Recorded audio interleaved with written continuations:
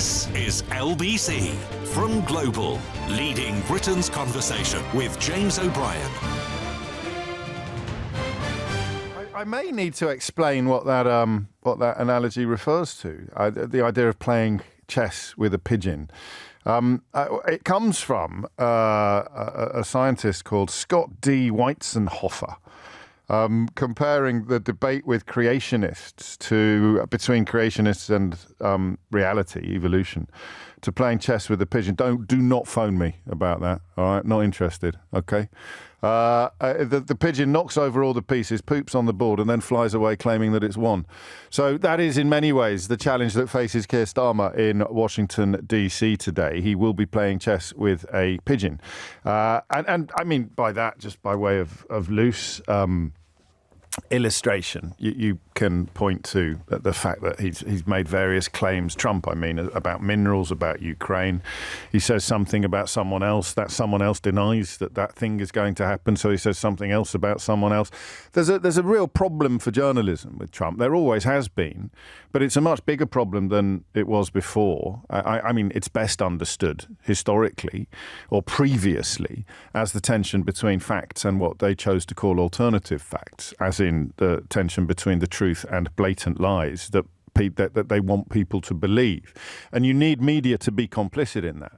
You can't sustain a regime built on lies unless you have some pretty powerful engines of media propelling and promoting those lies. And of course, that also involves silencing challenge to the lies, which is what Simon Mark was talking to us about yesterday, about changes to the White House roster and the organizations that will have proper access to the president. I think you can press fast forward on that.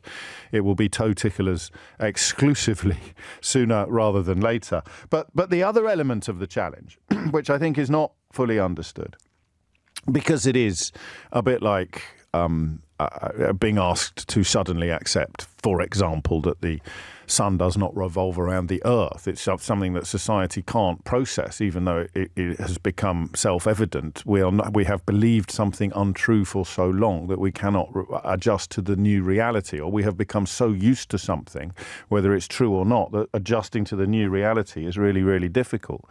So you can't, and it would be logistically and commercially impossible for a newspaper, for example, today, not to fill several pages with analysis of Starmer's visit to Washington, D.C. What they can't do is leave 5 pages blank and just say there's no point bringing the traditional tools of analysis to this moment. That there is no point bringing our magnifying glasses and our scalpels to an event that may turn out to be a turkey shoot or a rodeo. You just don't have that fitness for purpose. It's not even a criticism of the media. They just don't know what to do when they are essentially reporting upon a meeting where half of the participants will be having a chimpanzee's tea party, like those old PG Tips adverts, and the other half of the negotiation, the other half of the meeting, will be traditional politicians. It's impossible. It's a bit like an ice hockey team turning up to play football. You just don't know how to analyse it. You don't know how to break it down. And that is, I think, just something worth pointing out rather than something that is a particular axe to grind. We don't know what to do. I use we very loosely, but we don't know what to do. We can't say, God knows, even if they come out and do a press conference, by the same time the next day, it may turn out that everything Donald Trump has said in the press conference is completely untrue. There are a couple of sort of smaller questions in front of us today. For example, the idea of what Starmer would do if Trump were to engage in a lie as egregious as the one he tried when Emmanuel Macron was sitting next to him. I don't know how much of the Emmanuel Macron meeting you've watched. It's absolutely fascinating. It's fascinating in so many ways. But what Macron manages to do, and I think he's a more naturally charming man than Starmer. And remember, being charming is not necessarily a good thing. By that, I mean emollient. I mean, he's good at smoothing other people. Well, he appears to be very good at smoothing Trump's feathers. There's a lot of physical contact. You could almost find a sort of quasi-homoerotic subtext to the way that Macron is treating Trump. He's flirting with him almost. He's softening him up. He's buttering him up. But he's also refusing to let that big lie pass, the big lie about European support for Ukraine being something that is going to be paid back by Ukraine at some point, a blatant lie that I guess Trump has to inflate in order to justify his own weaselly and cowardly potential abandonment of Ukraine. But remember, as I said a moment ago, even after calling Volodymyr Zelensky a dictator, the abandonment of Ukraine is still only potential. It's as if once everything is possible, the truth dies. He can say on a Monday, we will not put troops in Ukraine. And we are taking all their minerals, and that will be good for them. And then he can say on Tuesday, we've got all their minerals, it's such a great win, and our troops will be there to keep the peace. I don't know what you call it. I think Mehdi Hassan calls it gilly-gashing or something like that in the context of interviews, where you just throw so much into the mix and move so quickly from one point to another that you never really get pinned down on any of the nonsense that you're spouting. And therefore, the interlocutor, the person you're interviewing, somehow wins, somehow prevails. So you've got the little stuff. Will Starmer cope with the blatant public lies? Will Starmer be able to massage Donald Trump's ego sufficiently? I think we can be fairly confident we're not going to have a Theresa May moment when they start holding hands, although I think Emmanuel Macron came about as close to that sort of imagery that as a male politician could do. So for me, Gish Gallop it's called. Thank you, Robert. So it's a little bit like, and thank you to Dan for saying don't bring the Weasleys into this. So you've got the small questions of personal interaction, if you like. And then you've got the big questions, of which there is only one, really, in the context of diplomatic relations. I know that even if Keir Starmer were to secure what would be an objective diplomatic triumph, you would be unlikely to see it reported as such in 80 or 90% of the UK media. That is just the scenario that we currently live with. And to be honest, some of the recent developments in the US media paint a pretty grim picture of the direction of traffic when you get an essentially far-right administration in charge of a country. More on that later. You've got the big question of what would success look like for Keir Starmer and, of course, by association, Ukraine. 0345 6060 973 is the number that you need, 11 minutes after 10. And, you know, you can bring big things or little things to the party this morning. What would be success? Because it might just be success for Keir Starmer would be coming out unscathed, coming out unhumiliated, coming out unembarrassed. Would that be success? This is what I mean about playing chess with a pigeon. There's no rules. But one person will be playing by a set of established rules. The other participant will not. The other participant is perfectly capable of knocking over all the pieces, pooping on the board. Apologies for the Americanism, but it's probably a little bit more palatable than any other verb I could use. And then flying off claiming glorious victory. And of course, the point about Trump and his relationship with propaganda is that you'll have millions of people jumping up and down cheering him without quite knowing what it is that they are supposed to be celebrating. Anyone else just think of Brexit then when I said that? Jumping up and down celebrating without having the first idea about what it is that they think they're supposed to have won. But anyway, what does success look like?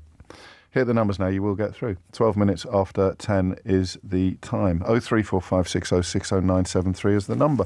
I mean, for me, I don't think that anything short of a commitment to support the European peacekeeping force in Ukraine is acceptable. I think the simple line that if there are not, wherever the lines are drawn, territorially speaking, if there is not meaningful support from the United States for what will be a largely European peacekeeping force on Ukraine's side of that line, then Vladimir Putin will invade again.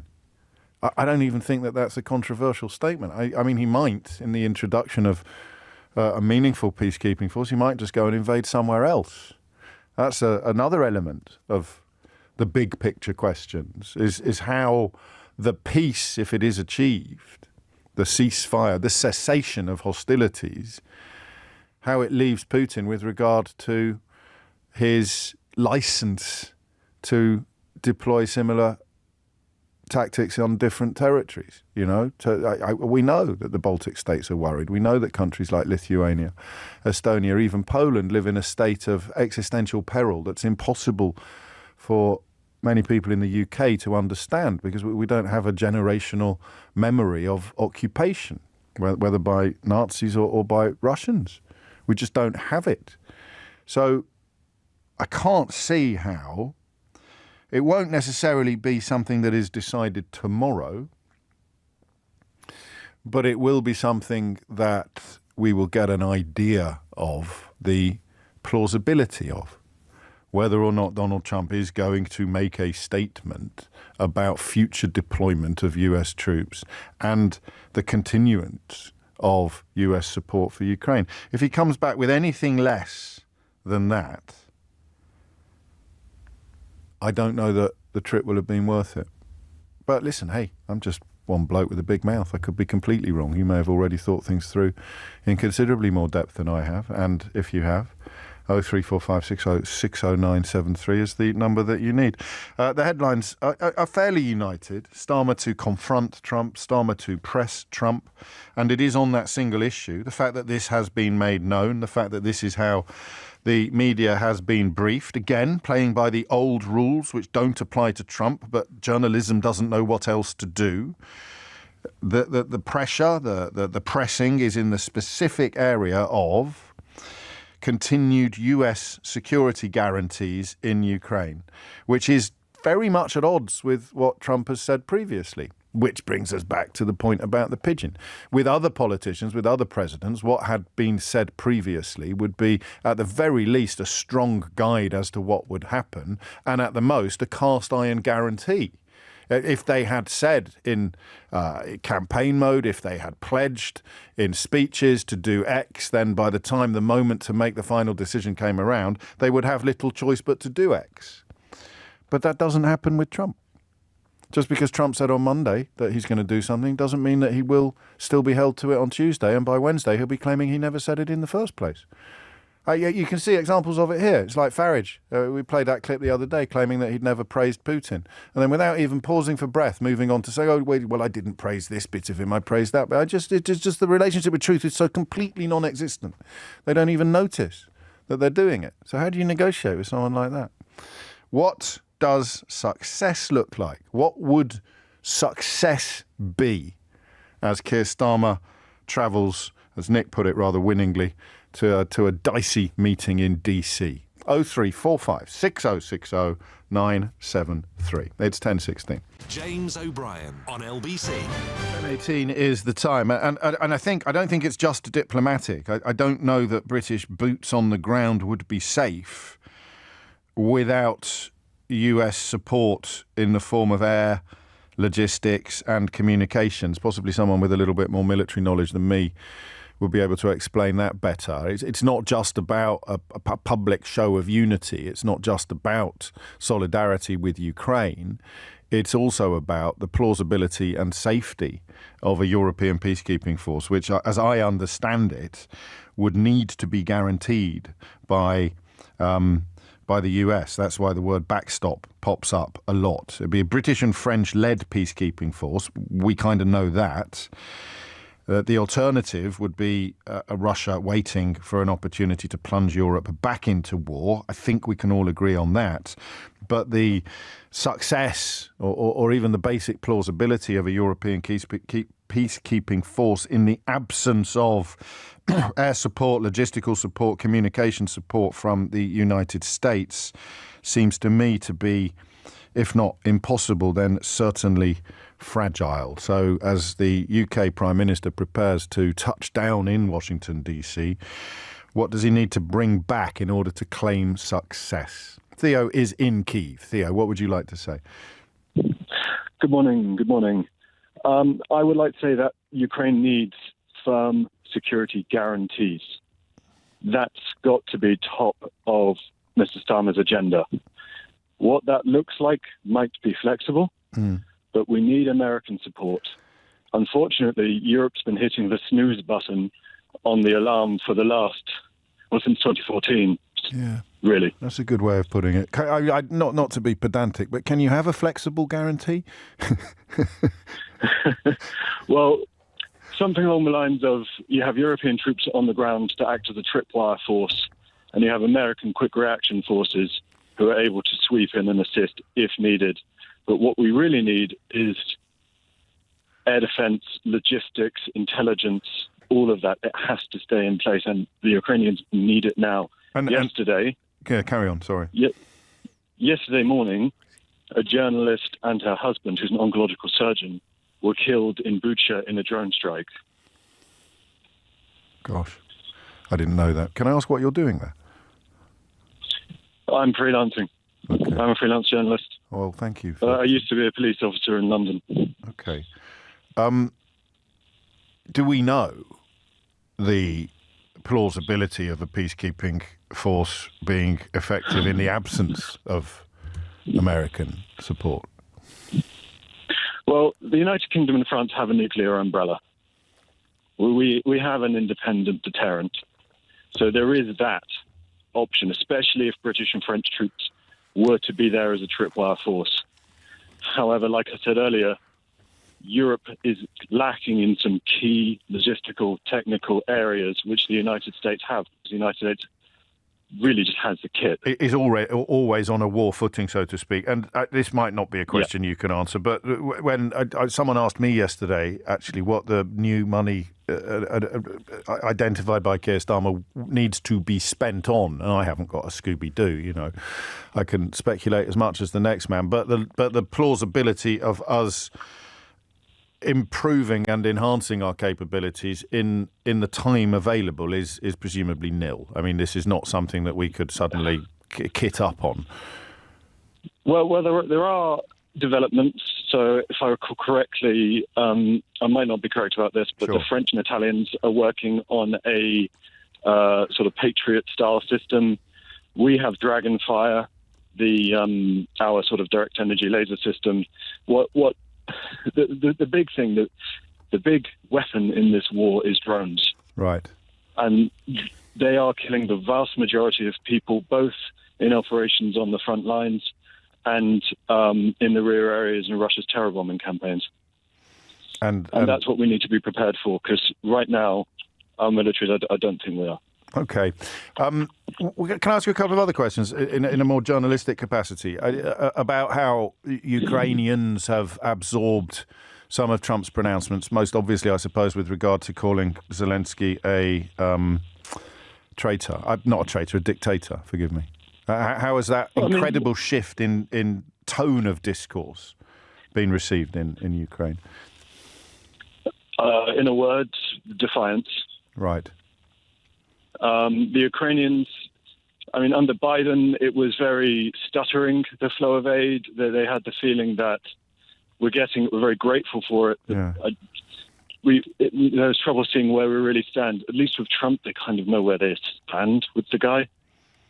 And do they? But I think they do. I think they know he's not on their side. So you would be pessimistic about the security guarantees being secured then? I'm not holding my breath. No. So simultaneously, that's the only thing that would constitute success, but you're not holding your breath waiting for it to happen. That's why I see what you mean then about Ukraine believe the worst rather than having those glimmers of hope kept alive by the trickle. Well, no. This is a hopeful country. Yes. These are a mischievous and irreverent and defiant people. They're not going to stop. They've been living through this for hundreds of years. So, what's the third way then? If Trump doesn't deliver on security guarantees, if Starmer and Macron fail to secure the guarantees you describe and the guarantees that they've both spoken of, then what happens? Well, there are other countries with significant weapons stockpiles. I'm mostly thinking of South Korea. right. which has obviously been on a war footing for an extremely long time. They have their own laws, meaning I might not be correct about that, but it's difficult to get, the kit over there. But I mean, Ukrainians are manufacturing 85% of their own drones. Zelensky said this in the press conference I was at the other day. Like their defense industry is getting really, really good. We just need to support them all the time as well. Of course, that's getting better all the time by definition, because it's building and growing as the conflict continues. And I suppose the final question has to be: what would constitute acceptable terms from Ukraine's side of the conflict for a cessation of hostilities? Well, that's a very good question. And it's not something that I feel, as a Briton, I have the right to answer. That's a question for Ukrainian. It hasn't been articulated by Zelensky or any of his close sort of confidants. There's not an idea abroad of what the peace might look like yet. There may well be. Okay, I haven't seen it. Okay. Anything else that you want to tell us? Well, we have the pleasure of your company live from Kyiv this morning. Theo, anything you think that my listeners should know about that perhaps they don't already? I want them to realise that Ukraine is fighting for all of us. Ukraine is on the bloody front line in the wars against democracy. This is not just about them. This is about all of us. And in that context, it's hard to think of a worse ally than Donald Trump, whose respect for the values you've just described seems to be at the very best minimal. Well, the man's not. He doesn't believe in democracy. He believes in autocracy and oligarchy. Elon Musk is a techno aristocrat. They like the way Russia is. They want lords and serfs. Thank you. I find that, I mean, simultaneously illuminating and dispiriting, because that tension between necessity and unlikely is pretty much where I guess the clever money is going to sit until Starmer. The one thing you can say about Trump, and this isn't, I'm leading you away from your sort of personal purview now, is that he is a bit like Boris Johnson in the sense that you want to be the last person that he spoke to. He does seem to be suggestible. He does blow in the wind. I don't know what Starmer's capabilities are diplomatically, but the odds of Starmer securing the sort of guarantees that you think Ukraine needs, I sense you think they're very slim, but they're not. It's not impossible.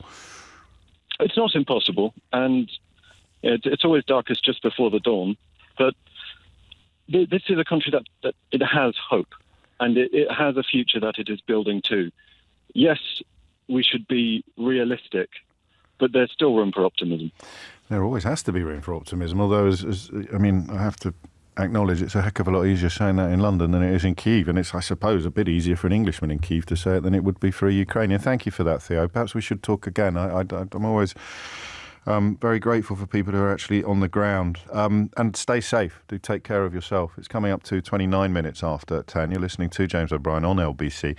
That was so helpful. Listen, I never know who's going to be listening when I start talking at 10 o'clock in the morning, but this has been, even by our standards, a fairly remarkable week in terms of calibre and quality. Talking about foreign aid yesterday, a former High Commissioner of Botswana rang in. But what he does is highlight what I tried to articulate at 10 o'clock this morning, and that normal journalism doesn't really apply. War journalism does. You report what is happening in Kyiv or in Ukraine or in Kidderminster. Literally statements of fact, reports of reality. But in terms of analysis, the other strand of journalism, the analysis, the application of expertise to a set of circumstances in the hope that you create an equation at the end of which a solution appears, or the most likely answer to a set of propositions, that does not apply here, because, as Theo reminded us, you can fairly confidently state that Trump doesn't lie awake at night worrying about the future of democracy or freedom, certainly not freedom of the press or freedom of expression or freedom of speech. He lies awake at night worrying about Trump, worrying about his own status, his own I don't know quite what the word would be, his own rewards. And that makes Starmer's job, I think, almost impossible to define. It's not easy to define what success is, but we will continue together to try. 0345 6060 973. What would failure look like for Keir Starmer? That might be an easier question for you to answer than Donald Trump. When he comes back, what would honest people regard as proof that the entire mission had been at best a waste of time and at worst an exercise in making things worse than they were before? The time is 10:30. Thomas Watts is here with your headlines. James O'Brien on LBC. 10:34 is the time. You're listening to James O'Brien on LBC. There's a broad consensus in the media because it hasn't happened yet. So we have been told. Natasha Clark, of course, on the trip to Washington, D.C. with Keir Starmer. Back Europe on Putin and meet King, Starmer's top trump card. He'll strike again. Keir Starmer will warn Donald Trump that Russia will invade Ukraine again if the US does not provide it with security. Starmer to press Trump on security guarantees. Starmer to confront Trump on Ukraine. So in a normal universe, we would have a fairly clear idea of what success would look like for Keir Starmer. It would involve Donald Trump stating in terms that there will be American support for any British, French-led peacekeeping force in Ukraine in the event of a successful cessation of hostilities being negotiated. And of course, someone made a brilliant point about this toing and froing on minerals, the idea that he's going to essentially extort. I think Ben Wallace might have used that word. Ben Wallace is, I think, one of the better statesmen of the last few years. And he talking about how this looks like extortion. You're essentially saying it wasn't aid that we gave you, actually, and we want it back. We want to turn a profit on this deal. It's a bit like COVID. You know, some of us looked at COVID and thought, what on earth are we going to do? Some looked at it and saw dollar signs or pound signs and thought, well, this is a wonderful opportunity for me to make a lot of money. War is the same. Plebs are told to demonstrate patriotic pride and to lay down their lives for king and country, when the kind of people that end up owning big media organisations and sundry other industrial conglomerates, they just see pound signs. They see opportunities to further enrich themselves. Trump looks at Ukraine and sees minerals, raw materials, money, profit, resource, not people, not suffering, not injustice, not evil coming out of Russia in the guise of Vladimir Putin. He just sees opportunity. What's in it for me? Let's take all of that. That's nice. But who would protect the mines? If Trump were going to steal, effectively, or extort minerals, who would protect the mines? So you would need to, I don't know, you'd need some sort of US thing on the ground there. I just want to play you something quickly before we go to Stephen in Leeds. You've heard a lot about how terrible it is that AI can now create apparently real moments that are far too outrageous to be true, but utterly believable in terms of the technology being deployed, in terms of what you can see and what you can hear. I've watched the footage of Elon Musk talking to the US cabinet yesterday, and I can tell you this is not AI. This is completely true.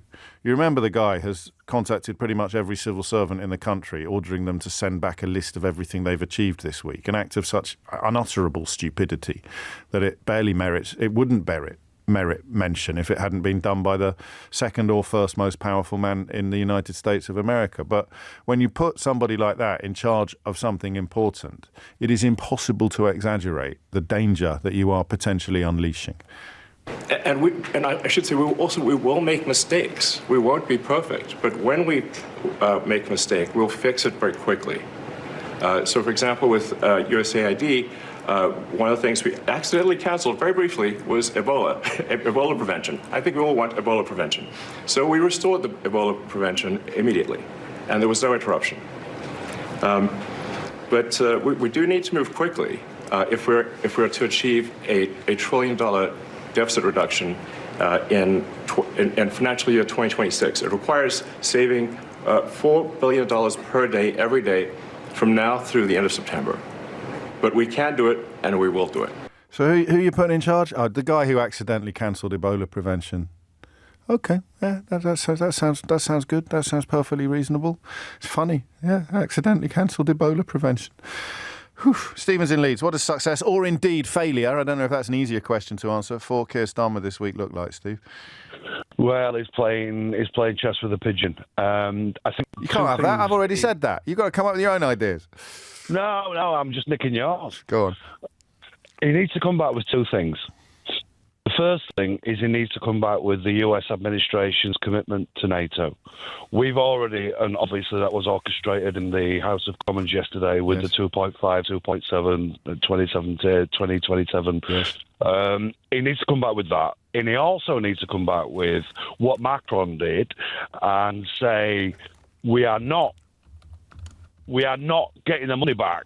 And you are not getting the money back. You are ravaging, as you've just commented. You are ravaging an already tense situation, and you are transactionalising it with the earth minerals. So you look at Europe, you look at the EU, you look at the UK. We are defending our borders. Ukraine is on the, as your journalist said, the bloody front line. Ukraine is protecting Europe. Now, Trump is isolationist, is transactionalist, and is oligarchy. Autocrat. He's an autocrat, and he looks up to Trump. He looks up to Xi Jinping. He looks up to these kind of people. So what we've got to understand as the UK administration in America now, in this meeting, is, look, we've got to be strong, because Trump likes strong people. He likes strong. But we're not strong, are we? I mean, I don't mean that in a pejorative sense. He likes authoritarians, and we are not authoritarian. Starmer is not authoritarian.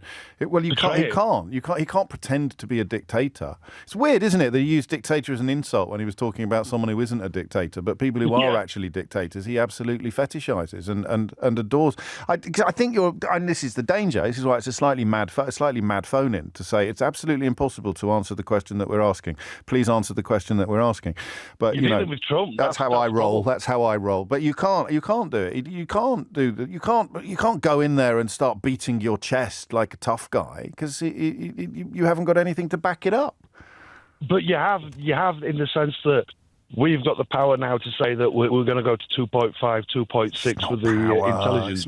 It's leverage. We've got no leverage. There's nothing Keir Starmer can say. The only language that Trump understands, I think, is threat.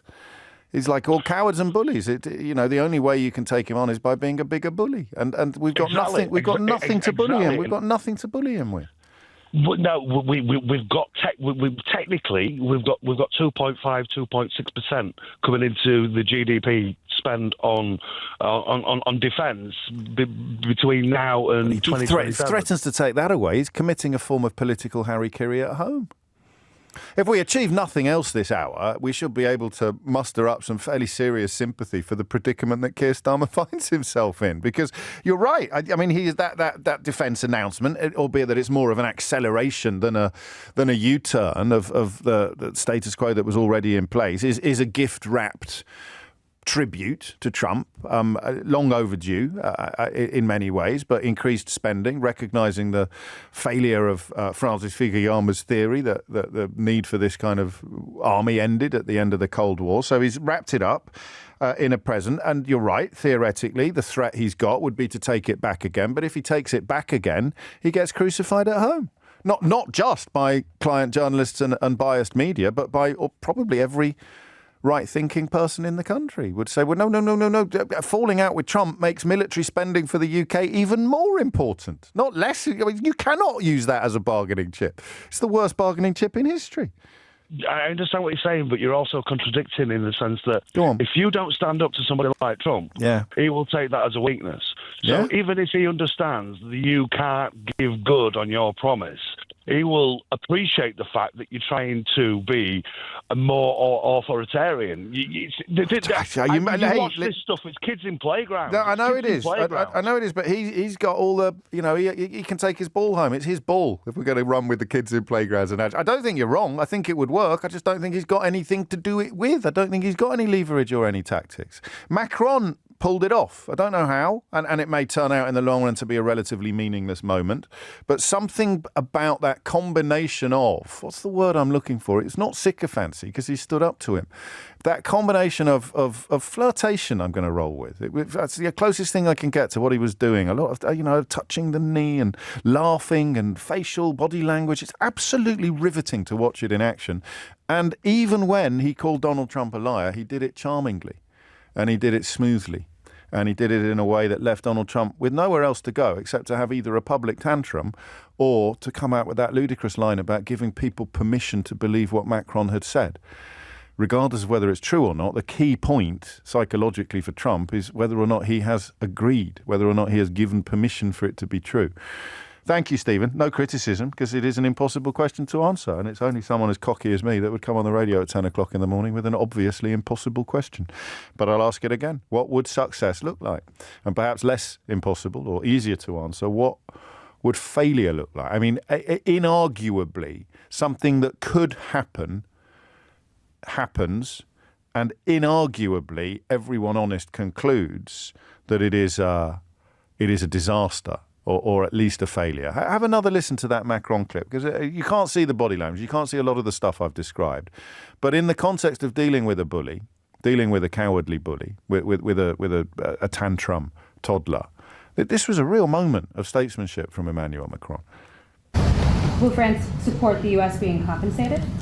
I support the idea to have Ukraine first being compensated, because they are the one to have lose a lot of their fellow citizens and being destroyed by these attacks. Second, all of those who paid for could be compensated, but not by Ukraine, by Russia, because they were the one to aggress. Again, just so you understand, Europe is loaning the money to Ukraine. They get their money back. No, in fact, to be frank, we paid 60% of the total effort, and it was through, like the US, loans, guarantee, grants, and we provided real money, to be clear. Yeah. We have 230 billion frozen assets in Europe, Russian assets, but this is not as a collateral of a loan, because this is not our belonging. So they are frozen. If at the end of the day, in the negotiation we will have with Russia, they're ready to give it to us, super. It will be loan at the end of the day, and Russia will have paid for that. If you believe that, it's okay with me. Mr. President, if they get their money back, we don't, and now we do. But that's only fair. Mr. President, should be the one that pays everybody back. Are they the aggressors? Well, we're negotiating everything, and everything's on the table, and we'll see if we can get some land back, and we'll see about a lot of different things. And we're going to be making a little speech and say a few words. In a little while, we're going to have another meeting, a luncheon meeting, and we'll see you in about 2 hours. Okay? It is stroking, a few of you are suggesting is the correct word, although Griselda made me smile more when she said, I think I know what you're looking for, James. Je ne sais quoi. A touch of je ne sais quoi. And I've double-checked while you were listening to that, and Ben Wallace has described it as total extortion. Ego is a fascinating part of this process as well, So Keir Starmer doesn't have that kind of ego that prevents him from changing his mind. When the facts change, he changes his mind. Someone like Boris Johnson has nailed his colours so firmly to Donald Trump's mast, slightly unpleasant imagery, that he has to sort of ignore the fact that what we're looking at here is extortion. Ben Wallace doesn't have that ego, that inability to contemplate a change or to say, I have been previously wrong. It's as much about personality as politics when two world leaders sit down in a room. And Starmer is capable of movement in a way that perhaps could be a strength, because Ben Wallace is just right, regardless of what people like Boris Johnson are saying or people like Nigel Farage are too frightened to say. He's been very quiet, hasn't he, lately? It's not like him. Has anyone checked on him? Is he all right? Maybe he's busy working for that gold bullion company. I'm not sure. He's also got a sideline selling nappies. Did you know about that? None of which, of course, takes place in Clacton. But when Ben Wallace describes the offer, which many reports say Volodymyr Zelensky is going to accept from a position of enormous weakness, of course, Ben Wallace describes it as total extortion. He is just telling the truth. It's 10:47. James O'Brien on LBC. It is 10 minutes to 11, and you are listening to James O'Brien on LBC. I don't know if you... we should play a little game, actually. Call it Trump or Truth. So I'll give you three stories. I've already given you a little clue as to one of them, and you have to decide which one is not true, okay? So, three things going on in Trump land, in Trump world. The first is Elon Musk revealing that they accidentally turned off Ebola support when they were trying to cut money on the foreign aid budget. They accidentally turned off the program in place to help prevent the spread of the Ebola virus. Okay? Story number one, true or false? Story number two, after exerting pressure on the Romanian government, Donald Trump has secured the return of the passports of the alleged, they're facing charges including rape, sex trafficking and money laundering. But Andrew Tate and Tristan Tate, the sort of misogynist entrepreneurs and alleged rapists, sex traffickers and money launderers, they are now on their way to the United States of America after getting their passports back after Donald Trump's administration applied pressure on the Romanian government to give them their passports back. True or false? And then the third one would be the Trump supporting owner of the Washington Post has announced that they will no longer be publishing any opinions that are hostile to or opposed to the regime in Washington, ditching a traditional, quotes, broad-based opinion section that sought to cover all views and focusing instead on support for personal liberties and, quotes, free markets. Where have you heard that before? So which of those stories is not true, do you think? That Donald Trump's administration or regime has secured the return of the passports of two British men accused of rape, sex trafficking and money laundering, so they're welcome in Trump's America, as long, I presume, as they don't start eating cats and dogs. That the Trump-supporting owner of the Washington Post has announced that they will no longer be publishing a wide range of opinions and focusing instead on stuff that the White House likes. Or thirdly, that the de facto assistant president, Elon Musk, has revealed they accidentally turned off Ebola virus prevention measures while seeking to cut foreign aid. Which one of those do you think is not? This game doesn't work, does it? No. They're all true. Do one a day, maybe. One thing. What's the worst thing that's happened in Trumpland today? There's three there, and I haven't even got out of my metaphorical bed. Could be 20 more. I think you should probably hear Ben Wallace talking to Christiane Amanpour, because you need to focus at times like this on the trustworthy voices. Some people are still seeking the opinions of Boris, there will be no more tank battles in Europe, Johnson, on matters military or matters Ukraine. It is about as wrong-headed as you could possibly be. But hey-ho, some people find it very hard to get their noses out of various orifices. Ben Wallace is one of the people worth listening to, which is why Christiane Amanpour had him on CNN last night. I think the reality is Donald Trump, at one level, wants to prove to his electorate, who's just sent him to the White House, I got something back, right? That's what the mineral deal seems to be about. That's what, all the other claims are. But we shouldn't forget... What's your view of that, by the way, the mineral deal? I think it's extortion. Sorry? It's extortion. It's total extortion. The United States and Europe gave most of the aid on condition of gifting, certainly the military equipment. And let's not forget, having gifted old equipment predominantly, we rearmed ourselves with new equipment. Militaries were quite happy to get off their books including American military, including American. And if you look at the spend America claims, a lot of it was actually in the Pentagon, and also a lot of it was with American companies manufacturing for Ukraine. So the United States quite rightly recycled that dollar, made an employment with it. Europe did a similar thing. So I'm not sure he has a right to extort anything from Ukraine, who's, by the way, desperate and trying to survive. America does have a record of always wanting its money back. Britain stopped paying its war loans to the United States in 2006. So the loans that they gave us in the Second World War was a long loan. But that's they just have to accept that. And Ukraine is going to have to balance whether it gets something. Now, the worry about today is no security guarantees. What is Zelensky getting for it? You hear Christiane Amanpour in the background there going, wow, I can't believe she doesn't listen to this show. We mentioned that at least 3 times this week, the fact that the US financial support for the UK in the Second World War was only paid back, I think I said 10 years ago, so I was out by 2 years. My apologies. Back to the question of failure and success for Keir Starmer in Washington with Donald Trump. Peter is in Wimbledon. Peter, what do you reckon? Good morning, James. Hello, mate. Well, a couple of things. The first one, I think Starmer's got an impossible job convincing Trump is that it is in his personal best interest to give Ukraine security guarantees. Yeah, of course you're right, yes. We think that Macron is probably, in my opinion, is much better of a diplomat than a Starmer. And according to the inner circles, he considered that trip to Washington being a failure.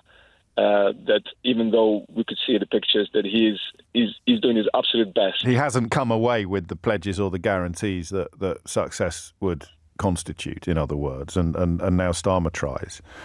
Absolutely. And the other thing is, I'm not sure if your listeners have noticed, there's been a vote in the United Nations General Assembly on the resolution asking for Russian troops to be withdrawn from occupied territories of Ukraine. And for the first time, United States voted together with Russia, Belarus, and North Korea. Even China abstained. Yes. So officially now, United States have joined the Axis of Evil.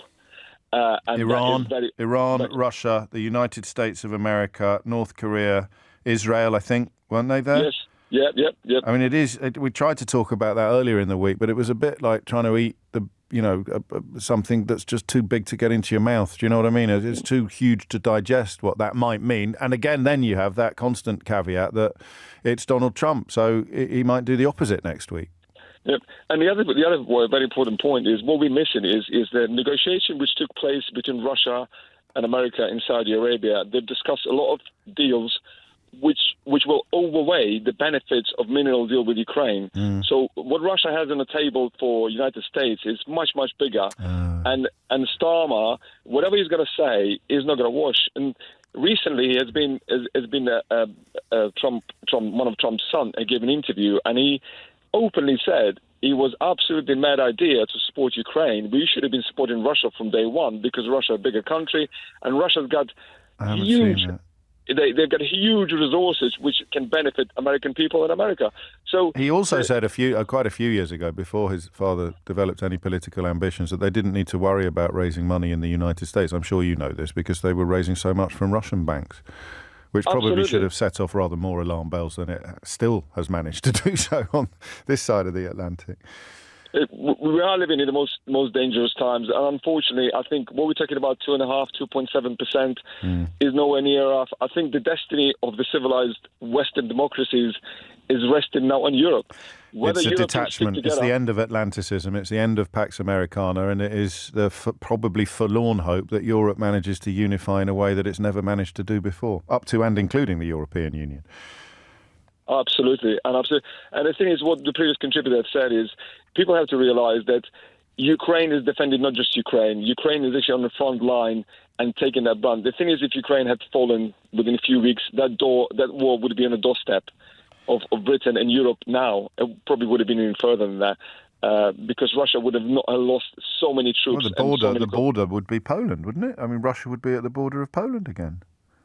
Well, Putin always said that my ambition is to restore the 1997 borders of NATO. So if Ukraine had fallen that time, 2022, what would have happened? I think within probably half a year or so, the Baltic states would have been absorbed, Moldova, and then there will be absolute threat, to the NATO countries, and Putin would be blackmailing and invading. And this is the truth. People don't want to believe. They think, he's never going to dare to do this. The only thing he didn't do this because Ukrainians stopped him. And you're that's the only reason why. Yeah, and there is still, I think it's normality bias, which we talked a bit about, I think, last week. Just that failure to fully appreciate the scale of a threat because it's so big. I know it sounds counterintuitive, but when you stop to think about it, you are probably suffering from it.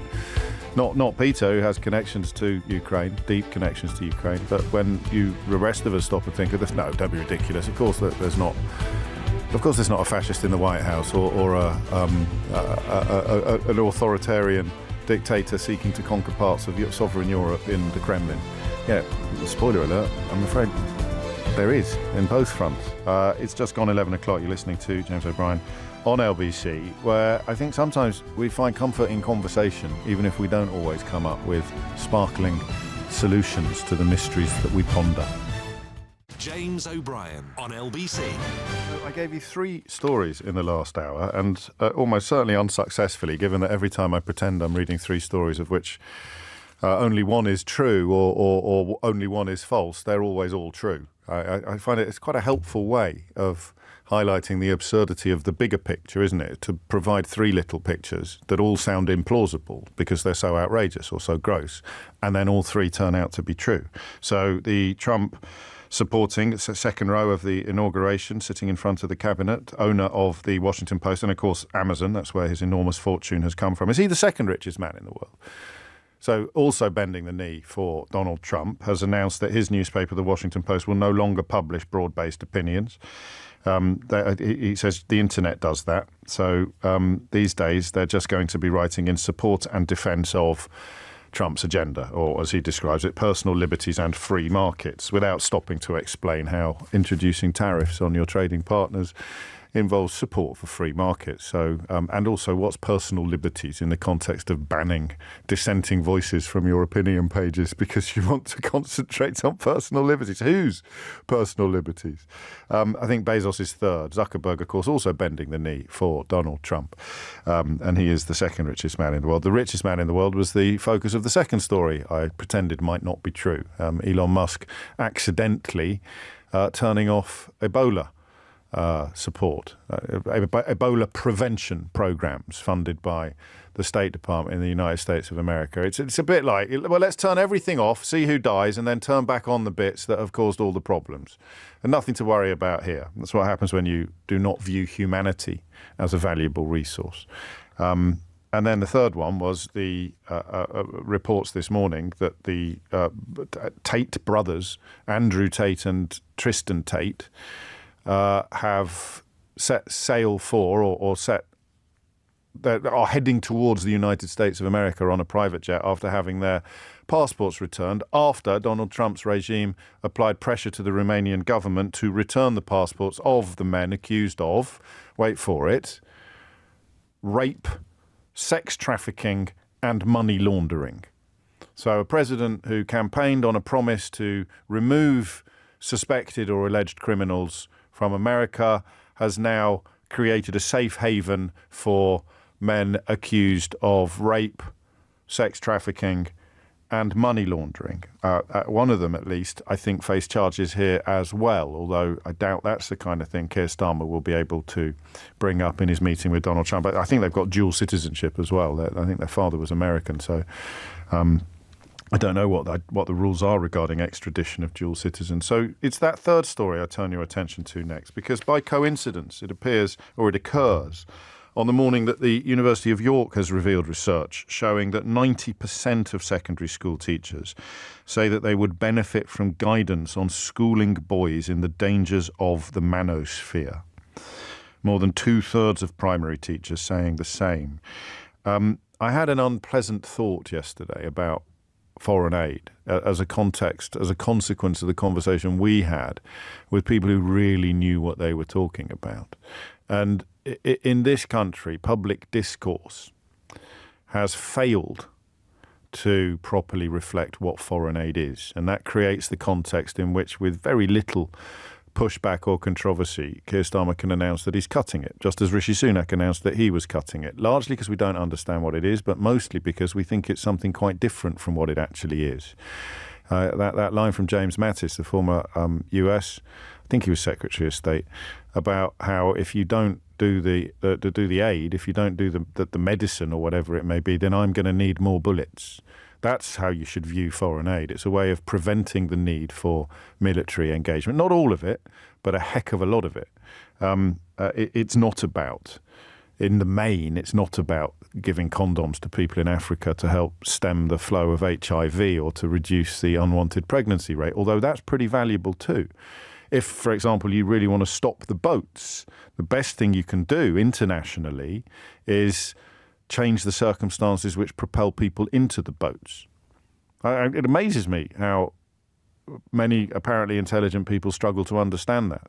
Best way to, quotes, stop the boats, end quotes, is to fix the circumstances which compel people to get into the boats. But hey-ho, that's a conversation for another day. Because I think that conversations about misogyny and what's become known as the manosphere, I think an unhelpful phrase, but it's gone too far into the discourse now to be removed. I don't think it's toxic enough. I don't think the word manosphere conveys the full horrors of the misogyny and the incitement to violence and sexual abuse that so much of this content can contain. But I think part of the problem is similar to the foreign aid problem. I think the people speaking up are not necessarily the best advocates for the cause. The people speaking up for foreign aid often don't sound like experienced military people who can fully understand the tension between soft and hard power. They sound a little bit wet or a little bit idealistic or a little bit naive. I don't know who could provide the best guidance on how teachers can deal with the consequences of what has become known as the manosphere. In a sentence from the research at the University of York, boys in the classroom are now using influencers like Tate as a justification for harassment and derogation of women. So for misogynistic abuse and worse. He was Secretary of State, Secretary for Defence Matters. Of course he was. Thank you, Connor. That's pretty gross, right? For two reasons. He's achieved they've achieved a sort of hero status among many, many, many young men. And they've now been given the presidential seal of approval by the current incumbent of the White House, despite facing charges of rape, sex trafficking, and money laundering. I mean, you don't need me to remind you what the hallmarks of fascism are when it comes to the relationship between authoritarianism and criminality, and misogyny, of course. But let's just say that's a fairly neat illustration of all three.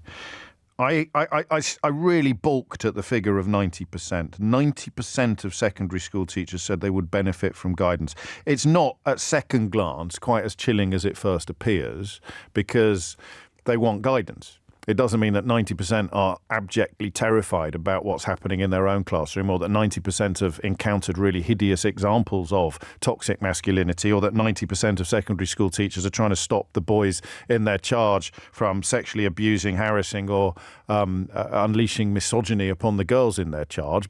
We don't have a number for that. We just know that 90% want help, which suggests not that 10% have got it sorted, but that 10% are not really that worried about the issue. They haven't come across it much. 90% will have done. It's possible the 10% think they've got the answers, and I hope they're listening now because they can tell the rest of us, because that's going to be one half of my question. What guidance would you give? Drawing on whatever it is you know, wherever it is that you have been, whatever it is that you have done. What guidance would you give to teachers saying they don't know how to deal with the steady creep of misogyny into the classroom, affected by the likes of the man that Donald Trump has just given a golden ticket into the United States to? What would guidance look like? We've not done enough on this over the years. I just didn't. It hasn't beeped on my real life radar, except on a couple of occasions. I've got a lot of godsons and a couple of nephews, and we've been largely untouched by this. But there's been one or two flashpoints that have been dealt with by parents relatively quickly, and slightly unnerving things discovered online. But the issue has not beeped on my online radar in the way that perhaps it's beeped on yours. I don't have sons, so I haven't encountered my son expressing opinions that are deeply misogynistic. So the Tates, and again, I'm not overly familiar with their work, but the low-level toxicity involves, women belong in the kitchen, the kind of 1950s stuff that was in the Sun newspaper until relatively recently. The women belong in the kitchen and trad wife type ideology, women owe men service. Remember that even in this country, it was impossible for a man to rape his own wife under British law in your lifetime. It didn't recognise that was an actual possibility because you essentially owned her. It was impossible for women in this country to get credit, to get a mortgage without being sponsored by a man, a brother, a father, a husband. The march of equal rights is far from over, but but the progress made in the last 20 or 30 years is absolutely enormous. Of course, what we've learned with the rise of Trump is that none of the progress is permanent, even on bodily autonomy, even on family planning, even on Roe versus Wade. These men will be able to reverse any advance. And the attacks upon, quotes, feminism, end quotes, are a crucial part of the toxic masculinity portfolio. Researchers say that the online misogyny is posing substantial problems in schools and that teachers would appreciate assistance in addressing the issues that it raises. So, what's happened to you? What has happened in your life? It's going to be to your boyfriend or your son or your brother, isn't it? Really? It's hard to imagine who else, or your husband. But what does the Andrew Tate-inspired explosion of misogyny look like in your world? That's what I need, and that's what I should have done before. I can read about it.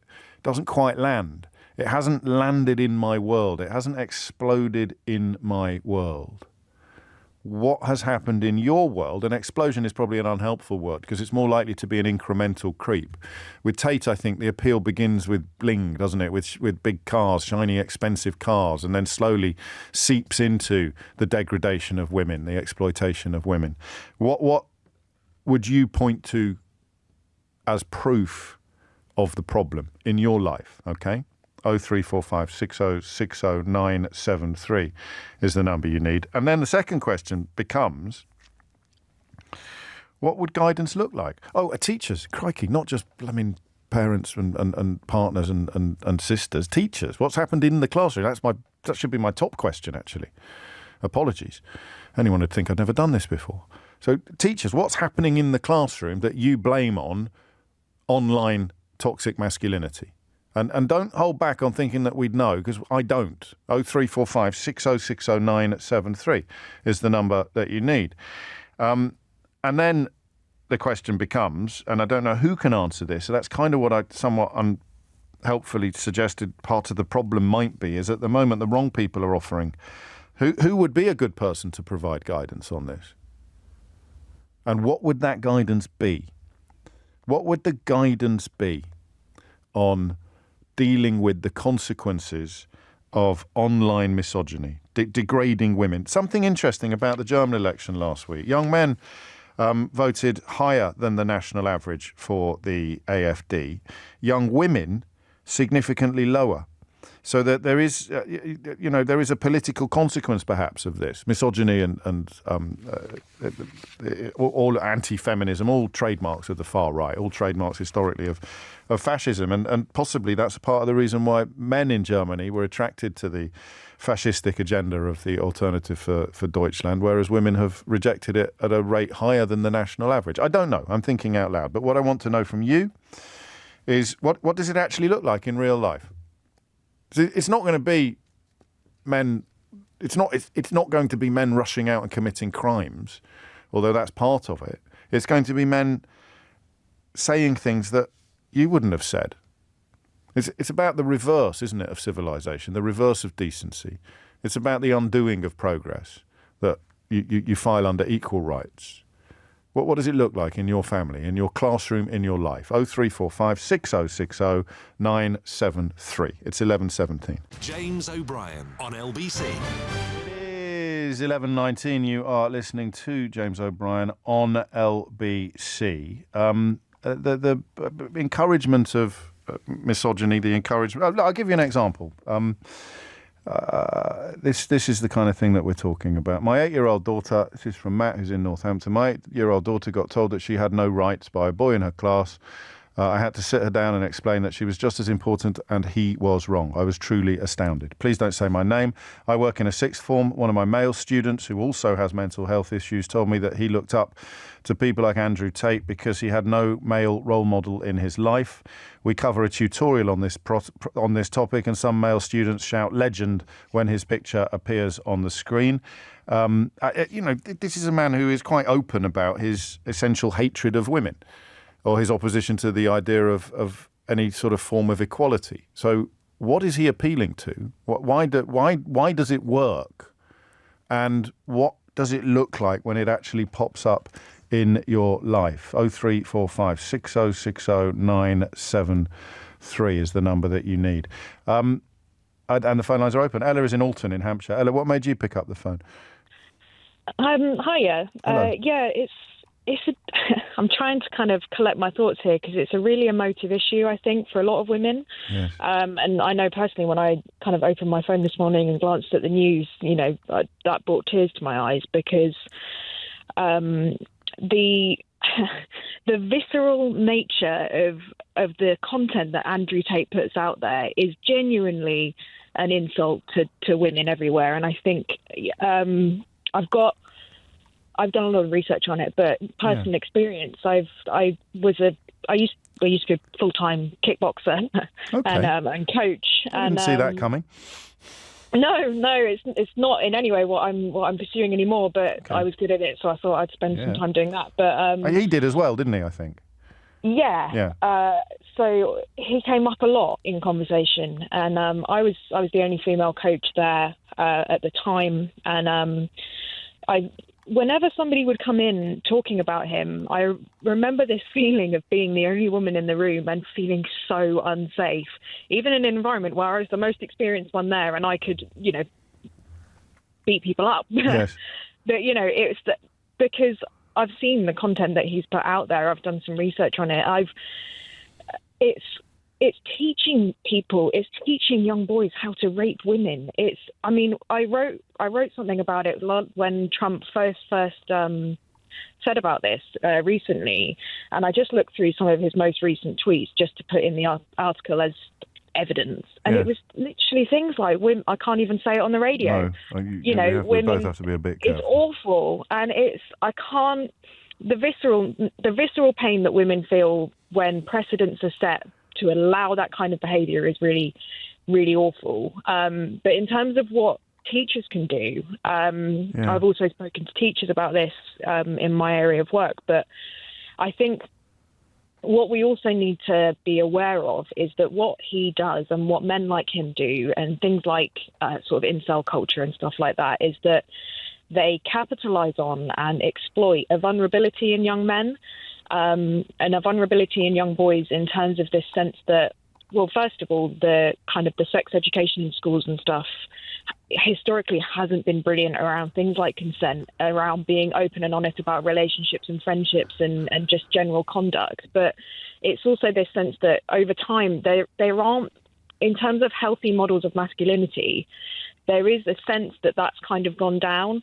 And if you can find and exploit a young boy who is feeling like he doesn't know where to go, he doesn't know what men are supposed to do, and then he's seeing all of these things about women's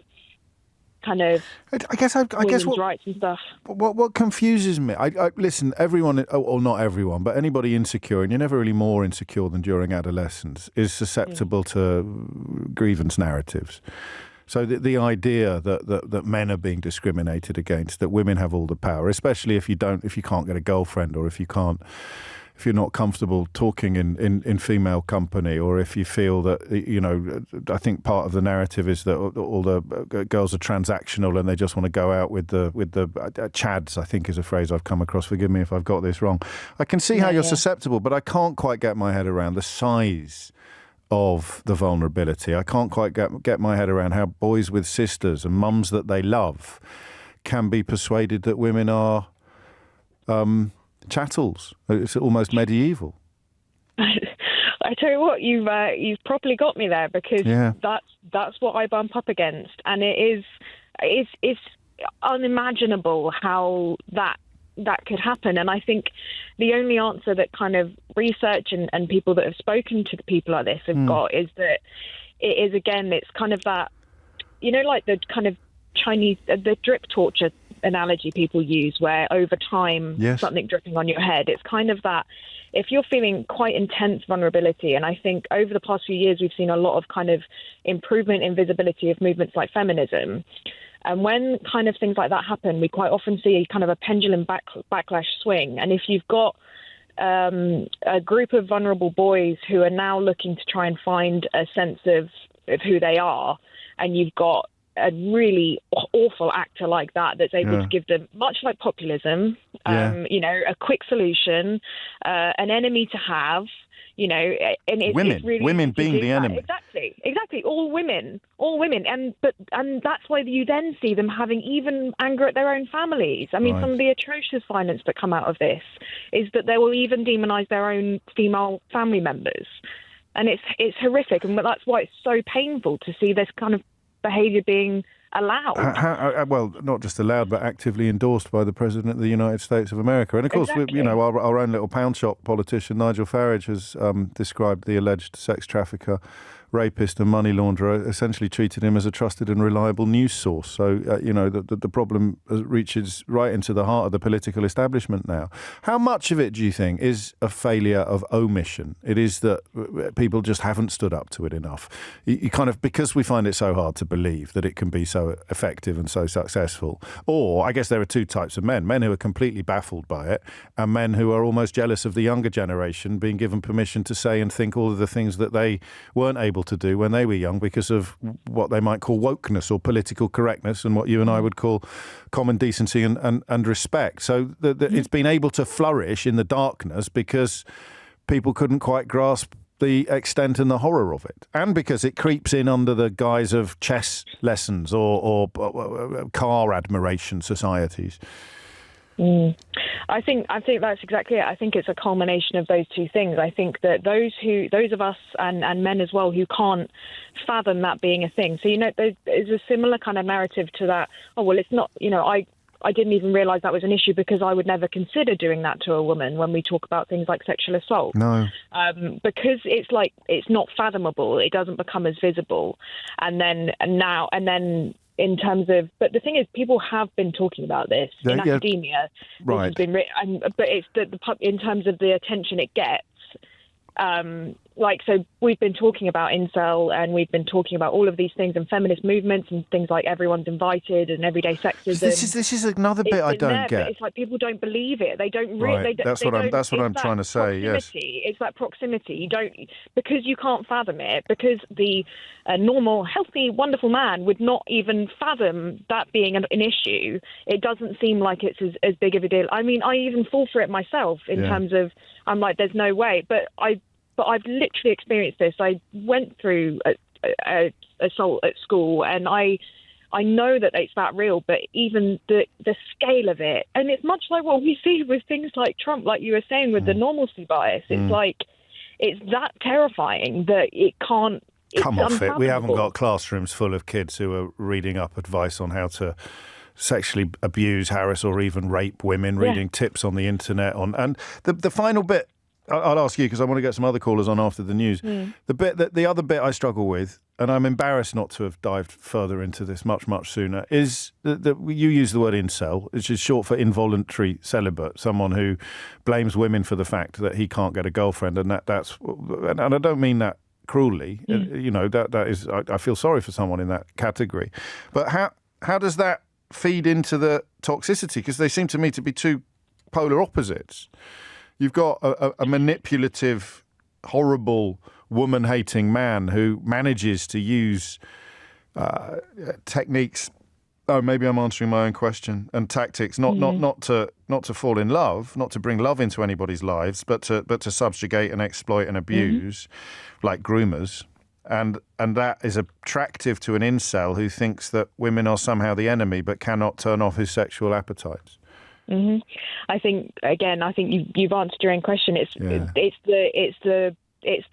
The market is the customer, as you could say, is the same. It's the same type of people that are going to be susceptible to this, and then the methods are the same.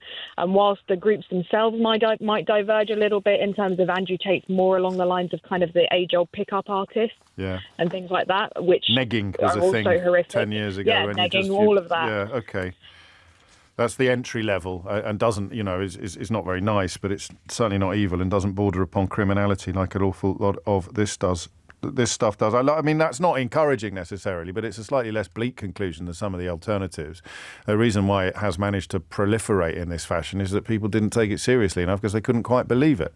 Well, you've got to believe it now, because 90% of secondary school teachers in the UK want specific guidance on how to tackle the influence of online misogyny. And, you know, there's something I don't get, actually. The man who, it's a bit like racism, isn't it, as Ella alluded to.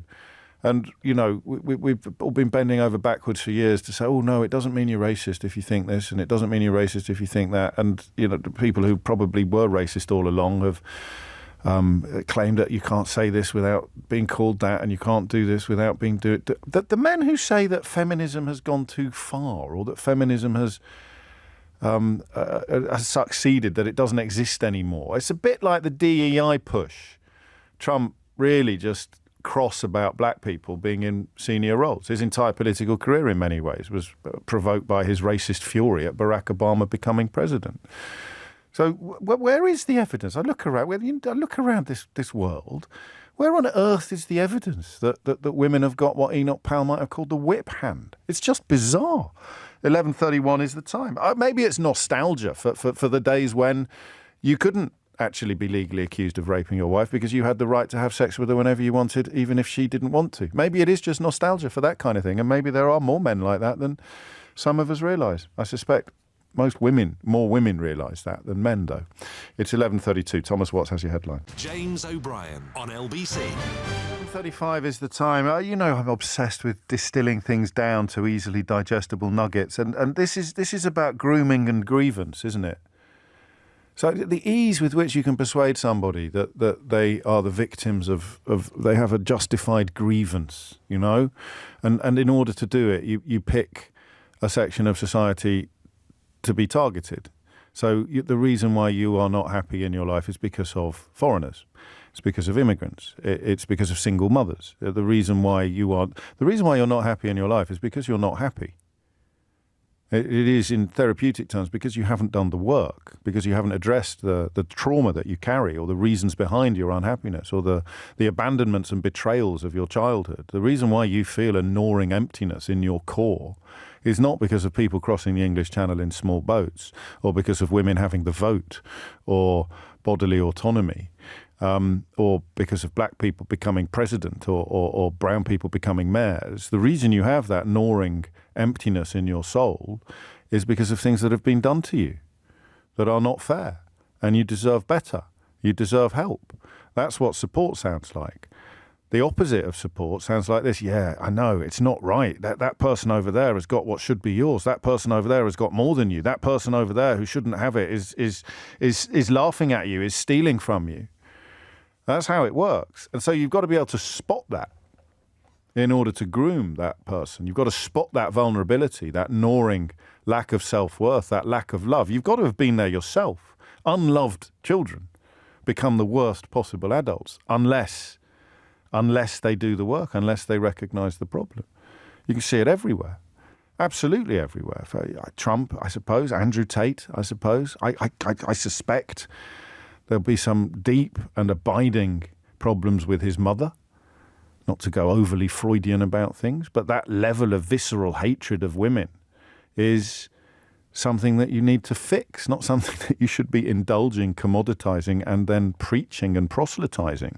But groomers are brilliant at spotting vulnerability. They're brilliant at spotting their victims. So that's one half of the coin. And the other half of the grooming grievance coin is the way that some of these men, just like child abusers, women abusers, can spot the people that are most vulnerable to their evil plans and intentions.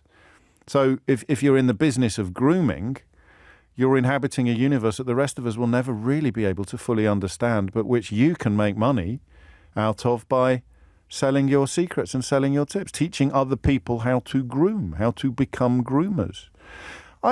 Listen, I'm very naive, as you know. When I was a teenage boy, I dreamt about falling in love. I fell in love every week, actually, when I was a teen. But I didn't really ever conceive of a world in which you would just be treating women as what?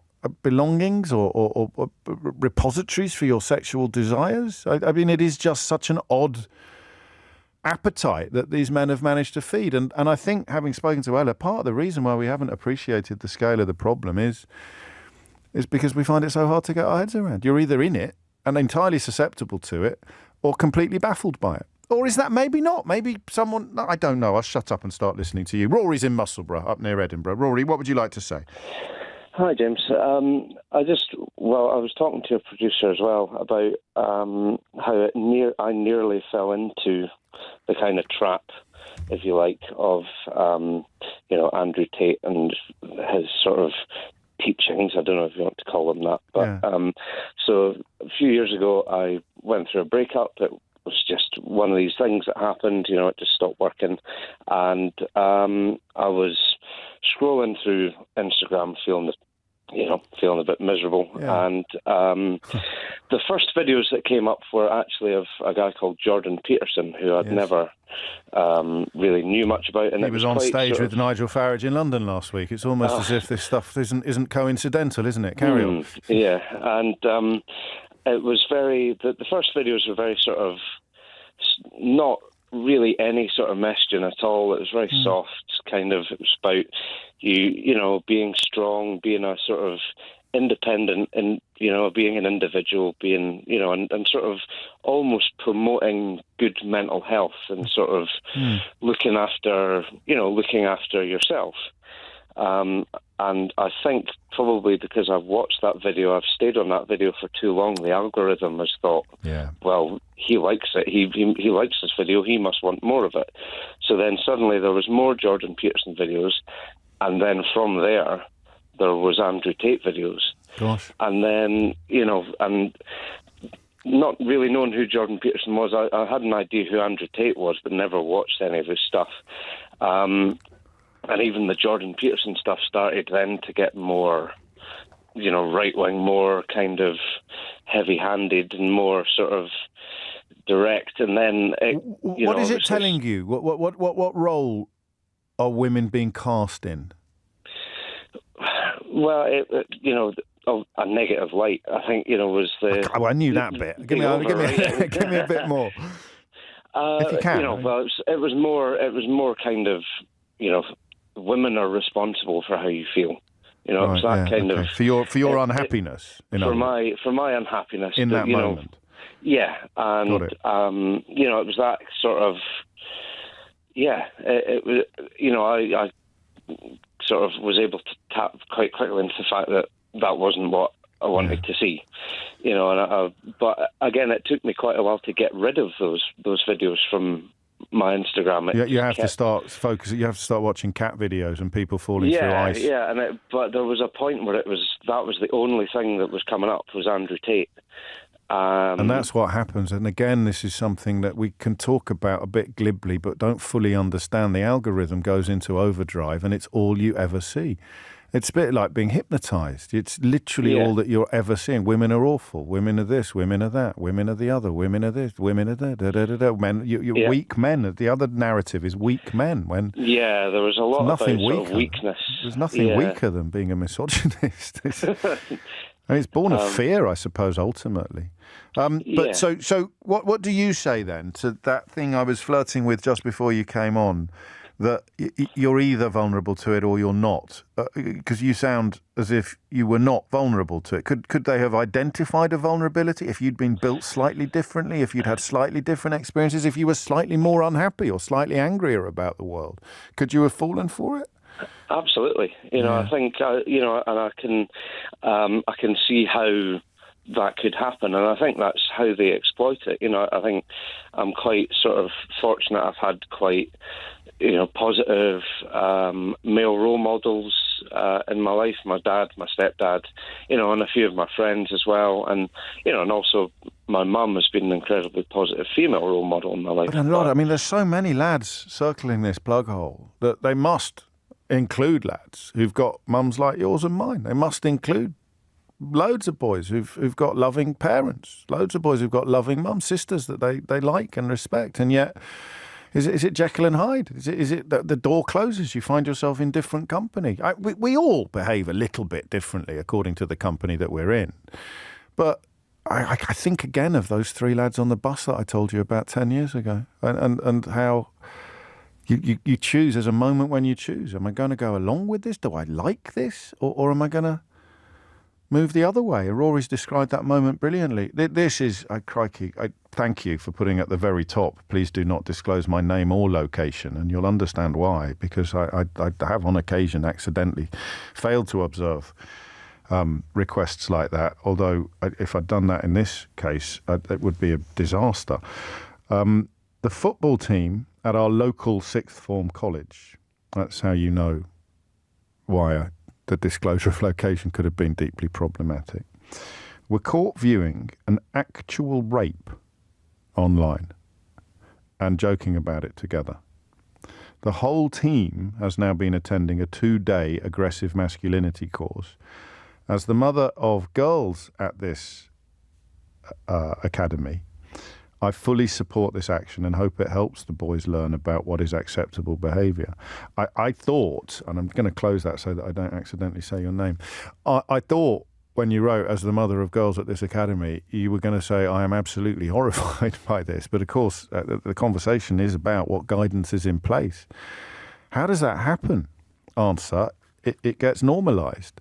If you're trying to teach your boys tonight that rape is wrong, and your boy turns around and says, well, hang on a minute, Andrew Tate's just got a pat on the back from the President of the United States of America and Nigel Farage. What if you're a Reform supporter and you're opposed to rape and people trafficking and the rest of it, and you're trying to explain to your boy why this is wrong, and he turns around and says, and Nigel Farage thinks that Andrew Tate's a great guy. He thinks that they appeal to similar people. So how can you tell me that what I'm being taught is wrong when your favourite politician is on the same sort of page, Dad? 0345 6060 973. James O'Brien on LBC. 7:49 is the time. 90% of secondary school teachers want proper guidance on dealing with toxic masculinity or online misogyny, which I sometimes think vocabulary can be inadequate. Someone sent me a message which I've lost, I'm afraid, but you make a brilliant point about the world being quite different from what it was like when we were young. Well, here it is. Thank you for this from Andy in West Sussex. I wonder if you would have so sweetly fallen in love quite so often as a teenager if you'd had 24/7 access to the kind of porn that is entirely legal but often horrendous. This plus social media and extremely dubious Instagram accounts can turn any mind. It's mainstream internet, never mind the dark web and whatever else you might be able to find there. It doesn't matter whether it's the pornography or whether it's the actual grooming. It's all happening online. And I don't know. I sometimes think we see too many connections, but opposition to the online safety bill is coming from an awful lot of people who occupy this space. When they talk about freedom of speech in the context of the internet, what is it that they're trying to actually protect? Talking about freedom of speech while literally shutting down the opinion pages of the Washington Post to voices that you don't already, that the owner, the Trump-supporting billionaire owner of the Washington Post doesn't approve of. And what is it about the online safety bill that's got them all so spooked? Presumably the fact that they all make quite a lot of money out of this kind of thing. Why on earth would you invite an online misogynist accused of rape, people trafficking, money laundering to come to your country, to give him a sort of get out of house arrest free card? Why on earth would you do that? Well, if your co-president is one of the biggest online presences on the planet, the idea of anybody trying to regulate what happens on the internet is going to become something that must be resisted, something that must be fought against. Dress it up as freedom of speech, and you are appealing to precisely the sort of grievance that all of these stories lead back to. The grievance of someone trying to take something from you, or somebody... No Hostages puts it brilliantly, the way that this works. They identify a struggle. It's the grift, regardless of what the mark is. Grifters. Real frustrations are identified. A lack of confidence, a sense of isolation, inability to get a girlfriend. They present themselves as role models who overcame the same frustrations. So they then offer their mark, their target, hope. They link their anxieties, their real anxieties, to existential threats. So that could be immigration, feminism, anything. Once they've built the trust, they create a villain. In the case of Tate, it's feminism or weak men or even society itself. Success, they claim, means dominance. So then you get viral clips flaunting wealth and apparent confidence, although it's the kind of confidence that well-adjusted people recognise as epic insecurity. It's like someone shouting in your face about how happy they are and how secure they are, but the message gets spread. Boys get pulled in with free content that is designed to provoke and engage, and then you go after their money. You offer them the paid courses, the memberships, the vague financial schemes, and the secret to success involves framing anybody telling them the truth or pointing out that they've just been sold an absolute pup as beta males or haters. The goal isn't to help them, it's to keep them hooked and keep them paying.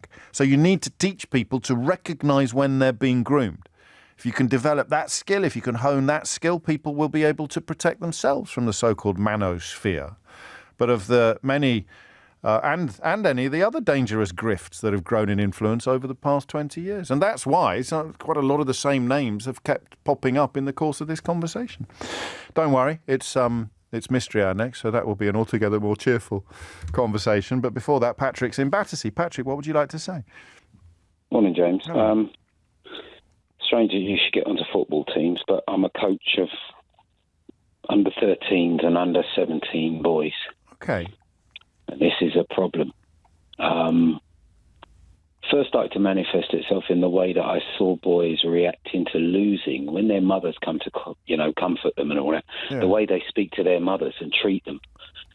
The language is more than one occasion when I've had to walk over, including to opposition players, and tell them, you don't use that kind of language towards your mum. And that's changed in recent years? Yeah. Oh, it's got far more prevalent. Oh, wow. Far more prevalent. Gosh. And is it misogynistic or is it just obnoxious? It's obnoxious and misogynistic because I see the way that they look at their mothers and treat their mothers. These are women who have driven miles to get them to games, stood in the cold for 90 minutes, watched them play in the rain. God. And if they lose, they immediately switch on this person who comes to comfort them in their loss. Right. And it doesn't happen with the dads. It just doesn't. And you think this is a, quotes, development, ends quotes, a recent development? This is a recent development for me. This is a real moment for me, I have to say. Yeah. So you just slapped me around the back of the head with a wet fish. And this toxicity among young men, I've been training them since they were... I just need to say something quickly, because I'd never fully understood before why incidents of domestic violence go up during big football tournaments.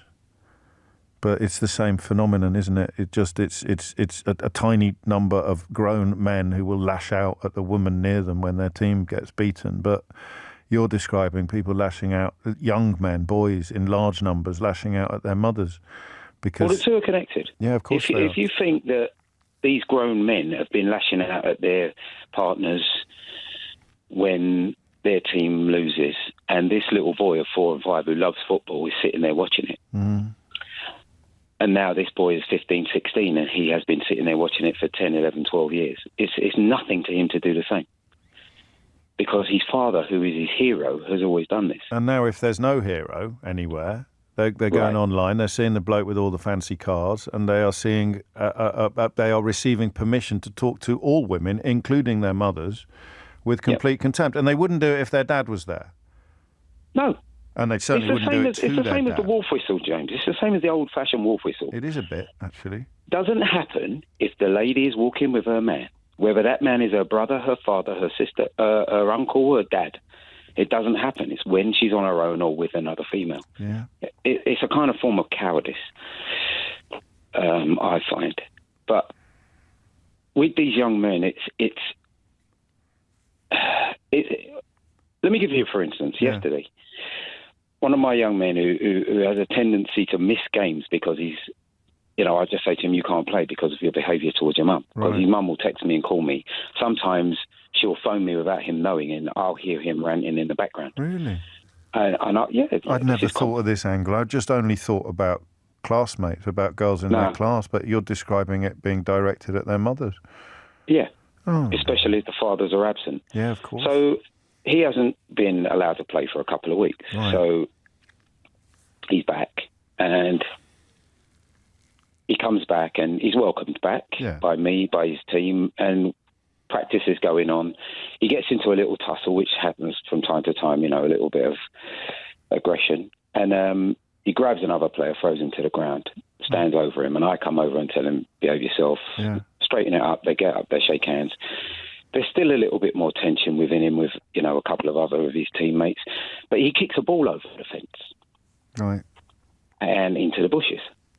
So I say to him, right, we after the practice, we're going to go and get this ball. And he comes with me and we walk around, and there's a hole in the fence that he will not go through because he's scared of the bushes. Once I coax him through the hole, lo and behold, there's a fox in there somewhere wandering about, and he's completely terrified of the fox.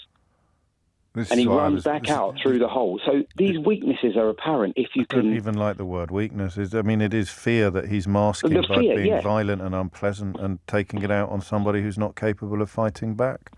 Right, but I'm with him, and he won't go into the bushes. I'm with him, and he won't go near this fox. And it takes me 15 minutes for him to finally get the football, flick it back over the fence, and I'll walk back along the other side of the fence with him until he's back through. And all the time I'm walking with him, I have to stay within a couple of paces of him because he's absolutely... I get the feeling... Yeah, go on. That lots of these young men are absolutely terrified of the world they live in and the prospects they have going forward. And that's how you spot them. That's how the groomers operate. That's how the grifters find their mark, regardless of what it is that you're going to be selling them later down the line, because that's always how it ends. Either a vote, they either want your vote or they want your money. Patrick, thank you. Lucky to have you there. An awful lot of football coaches play enormously important and valuable roles in young people's lives, not just boys, also girls, of course, increasingly. But that's a helpful reminder of why. It's coming up to 12 noon. You are listening to James O'Brien on LBC. It's Mystery Hour next, your weekly opportunity to achieve the sort of satisfaction not ordinarily available anywhere else on your radio dial. Is it just me, or has this been a pretty extraordinary week for the phone-ins? Is it just me, or has the bar been set even higher than usual in almost every hour that we've spent together? I wonder whether Mystery Hour will manage to keep the spirit alive. Are we about to have a vintage one? Are we about to have a Mystery Hour for the ages? You'll be getting a laugh out loud moment, that I can guarantee. You'll know more by 1 o'clock than you do now, that I can guarantee. But will it be among the finest vintages of recent years? James O'Brien on LBC. 12:03. You are listening to James O'Brien on LBC.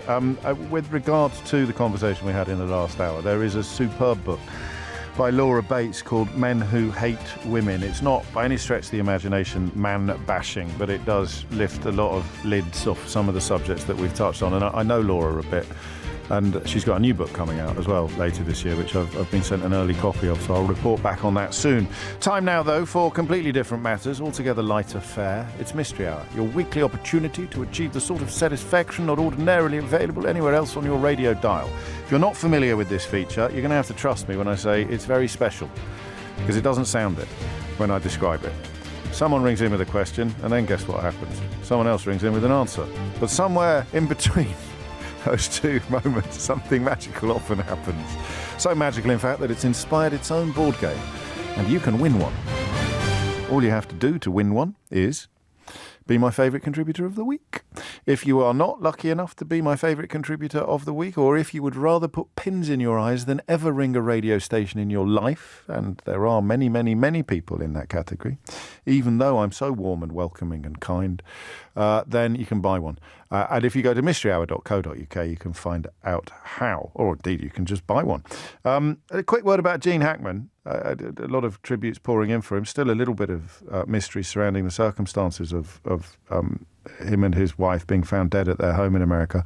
Do you know that he was in an acting troupe with Dustin Hoffman very, very, very early on in his career, a theatrical troupe, long before either of them had got anywhere close to Hollywood, and they were voted by their peers the two least likely to succeed. So if that doesn't give you hope, I don't know what will. Gene Hackman and Dustin Hoffman, two of the finest film actors, arguably ever, certainly of their own generation, voted the least likely to succeed because of their peers. And to be honest, you could also probably be slightly encouraged by the other story I mentioned earlier. If you are having a bad day, at least you didn't accidentally turn off Ebola prevention measures like Elon Musk did just the other week. 5 minutes after 12 is the time. Should we get Mystery Hour underway? I think we should. Pete is in Reading. Pete, question or answer? Hello, James. It's a question, please. Carry on. It might be difficult to explain. It's an energy source. Okay. At the bottom of the sea, things sounds like a song, doesn't it? At the bottom of the sea. Yeah, sorry. Things get completely crushed. The pressure is intense. Would it be possible to harness that as an energy source? Well, I'm going to say no. But you probably want more than that. Yeah, in my mind, I'm thinking we use water to push, water wheels and drive turbines. But at the depths of the sea, there's just this intense crushing pressure. I'm thinking surely it could be. I think the challenge would be getting. I'm really out of my comfort zone now. I sense you are as well, Pete. To be fair, I don't think either of us have got the physics, as Peter Cook might have put it. I haven't got the physics, but I suspect the challenge would be getting the pressure, if that's even the right word to use, from the bottom of the sea to somewhere where you wanted to use it.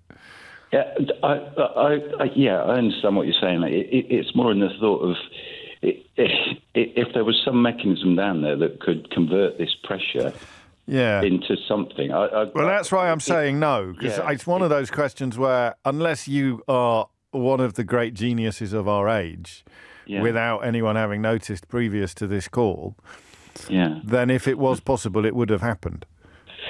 That's always in my mind. There's always all these looking for different energy sources. But hey, if someone had said that to Oppenheimer, we never would have had the atomic bomb, would we? Hey, if that was possible, it would have happened already.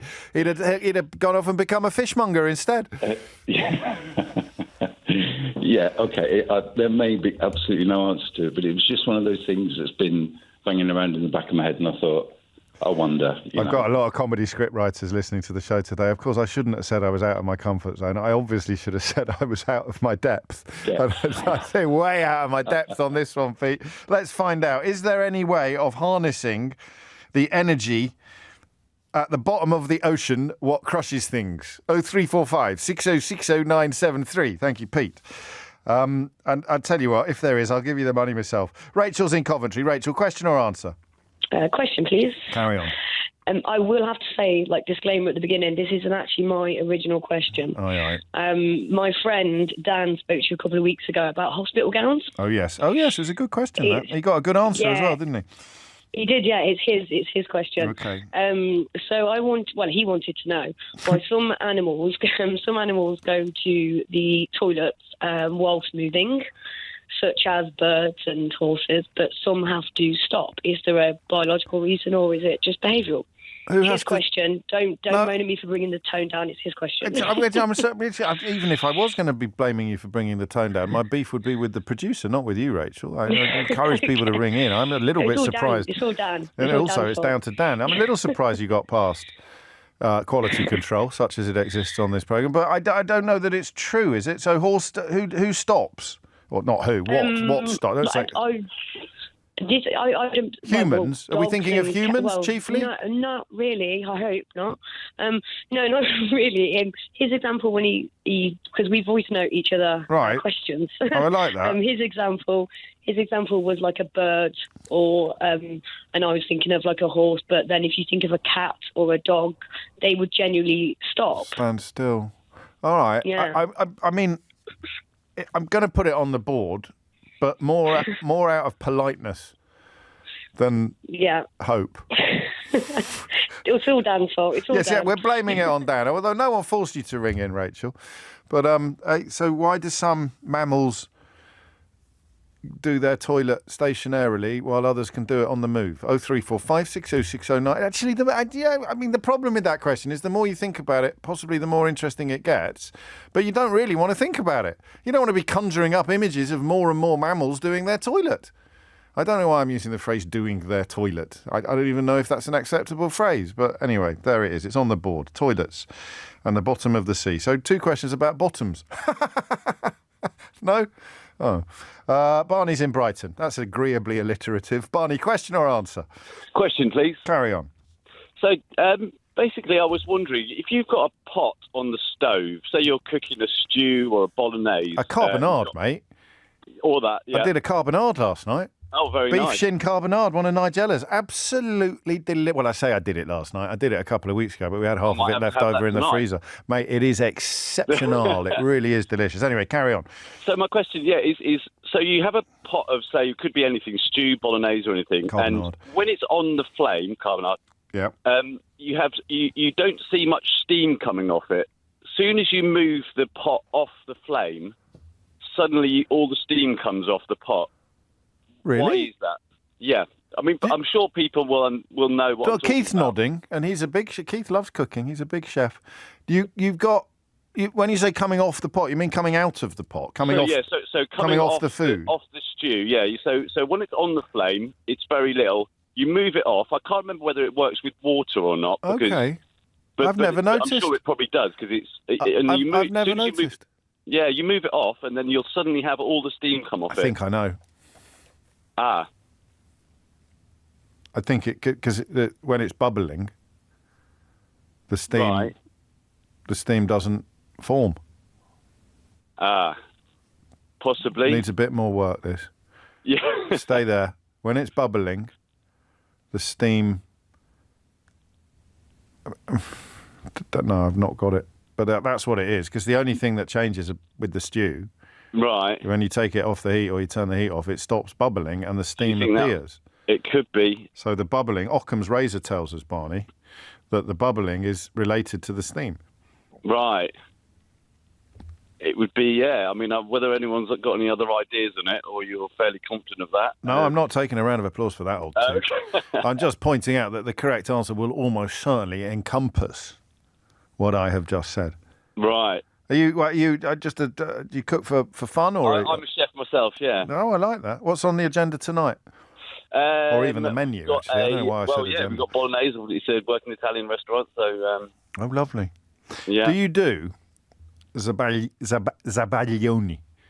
Not on the menu at the moment. No. Oh, I've been going to a lovely Italian restaurant in Brentford for about 3 years now, and I only spotted the zabaglione on their menu last time I went. It is probably my favourite, one of my all-time favourite food stuffs. You want to get that on the menu, Barney? It's quite labour-intensive. I will. I think I'll have a look at that, yeah. It's quite labour-intensive, but stick it on your puddings menu and thank me later. Do you want to give the restaurant a quick shout or not? You're more than welcome to. It's the Village Pizza Kitchen in Hurstbeer Point. There you go. Get yourselves down the Village Pizza Kitchen. 03. Well, I don't know why I'm saying that. Oh, no, I can say the number. It's my number, not his number. 0345 6060 973 if you know the answers to that. Do not ring that number if you're after a pizza. George is in Hayling Island. George, question or answer? It's a question, James. Carry on, George. So, if you were in a room and you're laying down in the corner and your head on a pillow, of course, and... of course. So you're breathing in the oxygen and you're using the oxygen that's in the corner. Yeah. So would there be less oxygen in the corner after an hour, or does the room, because there's no breeze and there's no movement, how would the oxygen from the rest of the room come towards you, or how can you keep breathing like that? What? So I'm laying in the corner, right, and I'm breathing. I'm not physically. And if you're breathing in the oxygen. Well, you're breathing in the air. Yeah, but there's oxygen in the air which you're using, right? Correct. And you're breathing out what, CO2? You're breathing out a lot of oxygen, actually. You don't. Okay. You don't. Okay. Well, it's not metabolise. What's the word if you're doing it with? But you don't absorb all of it when you breathe in. Okay, but all right, then if you stayed there for 12 hours, yeah, would there be less oxygen where I am or in the rest of the room? You mean in the air? So if we could analyse the air, yeah, would the bit where you had been breathing for 12 hours have less oxygen in it? Yes, good question. Than the rest. Than the rest of the room. You can't say good question. It's your question. Yeah, I'll take that, James. All right. No. No what? No, you wouldn't have less oxygen in the corner of the room than you would in the rest of the room. Why? Because air is constantly circulating. Is it? Of course it is. What, it's constantly moving? Yes. No. Yes. Well, if in your room, so there's no drafts, there's nothing at all. You're breathing very shallowly. Yeah. And the air from the top corner is going to come down eventually and meet you. Yes. I don't believe that. Of course it is. The atoms. The atoms are oscillating, mate. I may have ventured out of my comfort zone now. So, yeah, I mean, air obviously is doing something chemically, maybe physically. So maybe it's a physics question. Maybe it's not, mate. Maybe it's what time does the 24-hour garage shut and have they got any Rizzlers question. No, it's not. It is. It isn't. It totally is. All right. It isn't, though. I'm putting it on the board. Okay. 12 hours, though, not 14. Okay, yeah, well, 12 hours. So if George is lying in the corner of the room, breathing, and then breathing out again for a period of time, will the concentration of the air in the corner of the room where he is breathing differ from the concentration of the air in the rest of the universe, really, not just the rest of the room? Or will it be the same? You've got to have qualifications to answer that. I don't want anyone dismissing it as a silly question. It's 12:17. James O'Brien on LBC. 12:19. Good question, that. The bottom of the sea. At the bottom of the sea. Animals going to the toilet. Why do some of them have to stand still and some can do it on the move? Why does the steam on your stew only appear when you take it off the heat? And when George is in his room breathing, is the air around him going to contain less oxygen than the air less around him or further away from him? Good question, that. Alex is in Paddington. Alex, question or answer? Answer, please, James. Hi. Carry on, Alex. Thank you. So this is about the very first question, harnessing energy from the pressure that exists in the bottom of the sea. Yes. So, the answer essentially has 2 points of view. One is physics, one is economics. Okay. And maybe let me start with the physics because it's a little bit more fun. So, the bottom of the sea, yes, does have a lot of pressure, but it's uniform pressure. Right. And in order for you to harness energy, you need a differential of energy. So imagine if there is hypothetically a bubble or a vacuum, the rest of the sea is going to push for equilibrium. That movement is mechanical energy you could harness. Okay? Yeah. So this is also why, a submarine that ventures too deep is going to get crushed, right? It is the mechanical energy around it that pushes for equilibrium and crushes it. And then when the submarine is crushed, it's back to equilibrium. So hypothetically, now this is where it ties to the economics aspect of it. You could imagine you have a massive chamber of void or of air that you push all the way to the bottom of the sea, and it's connected via a pipe at the top. Yeah. Okay? Yeah. If you suddenly poke a hole in this thing at the bottom, the water is going to invade, is going to push the water up. You've harnessed the energy as the pressure that you capture on the top of the water because, the bottom of the sea has pushed it up, right? So you could harness the pressure from the bottom of the sea. However, there's this annoying thing called conservation of energy. It's really annoying, right? I'm going to have to hurry. I need to do conservation of mystery hour. I'm going to have to hurry you slightly, Alex. Yeah. So imagine, there's energy you actually and money that you use to push this thing to the bottom of the sea. So if I had if I had like an engine and it was powered by air moving very, very quickly, I'd push a massive thing down to the bottom of the sea. The thing would crush it. The air would come shooting up the pipe and I'd power my engine like that. Yeah. But you've already spent some energy to push the thing down the So it becomes cost ineffective. Yeah, you got it. The round qualifications? I'm an engineer. Yeah, I thought you might be. Have a round of applause on me. So, yes and no, then, was the answer to Pete's question. Joe's in Rochester. Joe, question or answer? Question, please, James. Carry on, Joe. So it's about food and calories and how we count the calories of meat with on the bone. Yes. So I was watching, it was possibly just a video on YouTube a little while ago, and it was showing how they count the calories in your food. So they take the food, goes into a big sort of oven, and they burn it and burn it and burn it until it's all gone, and they can sort of figure out how much energy is in the food from there. Now, when you go to, say, your local chicken shop, one of the big ones, or anywhere else, you buy chicken on the bone, and they've always got a calorie count.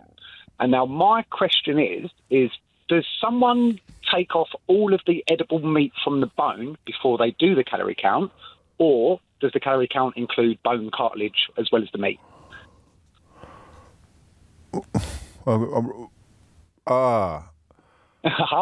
Okay. Well, it wouldn't just be a chicken shop. It'd be like a roast chicken. Yeah, leg of lamb. So when you're calculating the calorific content of some of a food stuff that you won't fully consume, do they take away all of the consumable food stuff? It's unlikely, isn't it? I would think so. So when you look at the calorie count, are you looking at the bone, the marrow? No, you can't. No chance. Also, I eat the marrow usually, but you can't be a. Well, what made me think of it was I was watching a video of people eating the eggs from China that have started to develop, one of them had developed. You mean like too fetuses much. Eating sort of not quite? There's a name for it. It's like bunty or something along them lines, but I can't remember what it was exactly now. Right. But yeah, and someone that it developed a little bit too much, and the consensus is the bones just get really crunchy. But obviously, so they're eating them bones. So if that was counted as calories, it would all be involved. Yeah, and also there was a thing on the telly years ago about something in France where they catch loads of tiny little songbirds in nets, and you put a hanky over your head, a napkin over your head, and eat them whole. My God! Into crunch and dry. They sound delicious, but it's really bad. No, I get the question and I like it, but I'd be amazed if the calorific content of something advertised was actually considerably lower in reality than what it says on the menu because of all the bones and whatnot. So they're like little starlings, Bruce says on that thing about France. But yeah, okay, 0345 6060973. But there might not be any calories in bones. I think there would be, because the dogs go absolutely mad for them, and the bits inside them. I mean, they are edible. Tiny bits inside them might have a little bit of calorific content, but the bone itself, I don't think does. Well, there's calcium, and there'll be something in the bones. It's there. It's on the board. Oh, and the other one is... No, you're only allowed one. What are you talking about? Scientists must pull all of the meat off the bones before they test it for the calories. No, you wouldn't need to pull all of the meat off the bones. Would you, or would you? I don't know. Yeah, that's the bit where it gets confusing, actually, because you could, they're all. What if you got, when when your mum is trying to make you feel less bad about the fact that you're carrying a little bit of lumber, and she says, "Oh, he's big boned." Yeah. So you could. What if you got a big boned chicken, and whatever formula you're using to calculate the calorific content of a big boned chicken would not be the same as for a little boned chicken? That might not be scientifically sound. Graham's in Banbury. Graham, question or answer? It's an answer. Carry on, Graham, carry on. It's the steam one. Oh, yes. There's a basic misconception there. Steam is actually an invisible gas. So what you're seeing coming above the water is some of the steam is condensing and forming little bubbles of liquid, which is what you can see, what people think of as steam. Now, when it's boiling hard, you're getting big bubbles of steam which escape from the surface, go up because they're hot, and it rises and disappears. Yes. And somewhere above you, there will be water vapour forming, but you don't see it. Of course there will, because it'll be on your extractor fan. Yep, wherever. Yeah. So when you take it off the heat, the boiling becomes much less intense. You get much smaller amounts of steam, and only just above or at the temperature at which water boils. As it comes off the surface of the water, parts of it cool, and then you see the little droplets of water. Love it. Yeah, you're on. Qualifications? I've got a degree and PhD in physics and engineering. There you go. Finally, you've managed to put it to some use, Graham. At last. After all these a long time. After all these years, Dr. Graham, in fact, technically. Have a round of applause. Love it. Keith got that right as well for the record. Credit where it's due. Chickens, oxygens, the stews we've done. So that was Dr. Graham looking for, and the bottom of the sea we've done. That was Alex. So there's three questions left, and room for more. Jamin is in Finchley. Jamin, question or answer? Hiya. This is an attempt, at least, at an answer to the question about. Just for future reference. Don't come on like that. Come on like you've flipping mean it, mate. Come on with your full chest, all right? You come on with all that mealy mouth, and then already I'm minded to not accept your answer. But I just fair warning. Fair warning. Okay, go on then. No, well taken. So yeah, I do not attempt to answer. I will absolutely answer. Too late now, mate. But crack on. Go on. Okay. Yes, the answer about the concentration of oxygen in the corner of the room that you're in. Yes. So, first of all, it's worth noting that air and like water is essentially a fluid, but it's just less dense. So that's the first way in which you need to see the problem. The second thing is that there are kind of two main concepts of motion. So there's one, diffusion, which you may have heard of, and there's another called convection, heat convection. So diffusion is just when a substance moves from a higher concentration to a region of lower concentration. That's like when you spray perfume up in the air, it just naturally spreads. Convection is more sort of driven by the pressure difference. So it's a bit like your heat. It's a bit like osmosis. Sorry, carry on. Yeah, no worries. Cheers. So yes, with those two concepts, diffusion is very slow, but heat convection is quite a lot more. I'm lost. Sorry. Okay, picture it like this. Yes or no? Is the oxygen content going to be lower near his nose? Yes. No, it's not. At time equals 0. No. You mean for a nanoset, measurably less oxygen in the corner of the room? If you measured it like after maybe 10 seconds, possibly, but if you measured it after 30 seconds or minutes or hours when the convection grows in the room. Civil engineering. Okay, well, you just got nothing to do with civil engineering. What are your... No. Fluid dynamics. You reckon? In the built environment. Civil engineering, that was a module we did, yeah. 100%. Okay. I'm not giving you a round of applause for this. Sorry about that. And I don't know whether I would have done if you hadn't come on sounding unconfident. There's a lesson for us all. There's a lesson for us all here. I've no idea what it is, Jamin. It's probably not a healthy lesson. So someone like Boris Johnson marching around the place being all confident, well, flogging absolute toot. But you did not sound confident, and I don't believe you. But diffusion is definitely part of it, and Thomas Watts definitely has your headlines. James O'Brien on LBC. It is 12:34, and you're listening to James O'Brien on LBC. I had my own question this week. I actually remembered it, obviously late, halfway through Mystery Hour, but I did. Well, and we've probably done it before, but we're all getting older. You can't remember everything. I used to have a rule, about repetition. You weren't allowed on if we dealt with that question before, but we've been doing it for so long now. It's almost impossible that there'd be any new questions under the sun. I feel like, was it St. Augustine of Hippo, Keith, who was reputed to be the last man alive who managed to read all the books in existence? Because there were so few books, you see. They'd have to be handwritten by monks. So it was feasible that you would be able to read every known book. Roughly around that point in history. I feel like the St. Augustine of Hippo of Mystery Hour, that we've asked all the questions, except we haven't. You take me by surprise every week. But repetition, so there's no repetition rule anymore. Beatrice is in York. Beatrice, question or answer? Hello, it's a question. Carry on. So dogs, when they're out on a walk and they're by the sea, they'll happily jump in the water, the cold sea or a river, and love it. But then when you go to the dog wash or home for a nice warm bath, they absolutely hate it. Why do they dislike being washed when they quite happily will go in the cold water outside? Do they hate it? Well, mine do. Yeah. But you don't. Do they associate it with being covered in soap and sort of scrubbed and stuff like that? You don't have to use soap, so you can just use plain old water from the hose. Yeah, but they associate it with, I don't know. The hose is not a bath. There's a difference. I'm happy to get in the bath, but I wouldn't want you to hose me down, Beatrice. They're two very different propositions, aren't they? Yes, but dogs, I don't know, they're different, aren't they?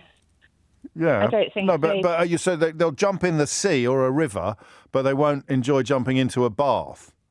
No. I think they would quite enjoy. I think they would quite. They don't. Do they not? Well, mine don't. All Mine right. definitely don't. Well, I'm going to work on the presumption that this applies to dogs other than yours. Otherwise, it becomes a very niche, a very bespoke mystery hour. Yeah, I've had several dogs. And this applies to all of them. Past few years, and they're all. They love jumping in a pool. Not all of them love jumping in a pool, of course. Do you know what mine did once? This will make you laugh. What? You know when you get the kind of what's it called? Like the small, not lily pads, tiny little green things over an area of water. Mm-hmm. You know, like it's not like it's like liching on a stone, but it's not liching because it's on water. But you know what I mean? Like algae, but bigger, I think, than algae. Like tiny little leaves. It almost looks like cress. Mm. And maybe it is algae actually. And sometimes there can be no gaps. It looks completely green. Mm. My dog once ran onto it thinking it was grass. Oh dear. And she doesn't like jumping in the water or the sea particularly. So it was extremely did she like funny. No, God no, she was furious. I had to fish her out, but it was very comical. I wish I'd been filming it. I could have become a YouTube sensation. Right, you're on the list. They like jumping in big bodies of water, but they don't like jumping in small bodies of water. Why is that? Dogs and baths and seas. Duckweed, thank you. Duckweed, it's called. Duckweed. 12:37 is the time. Imagine if you just turned your radio on at that point. You just heard me shout duckweed 3 times and then move on to an entirely different subject. Joe, in Maidstone, for example. Question or answer? Oh, hello, James. Hello, Joe. How you doing? All right. Yeah, can't complain. You? Yeah, very well indeed. So it's a question, James. Question. Yes. Something I've always wondered. You know these lead singers in heavy metal bands? Well, not all of them, but I'm aware of the phenomenon. Yeah, there's quite a few of them. Yeah. Well, they're always prancing around on stage and, they've got all the get-up on. And the Knights of Yore from our past. I do, yes. Well, they wear cod pieces. They do, yeah. They do. Yeah, the heavy metal singers usually wear really large ones with studs in. That's not heavy metal. That's a subgenre of heavy metal. That's more.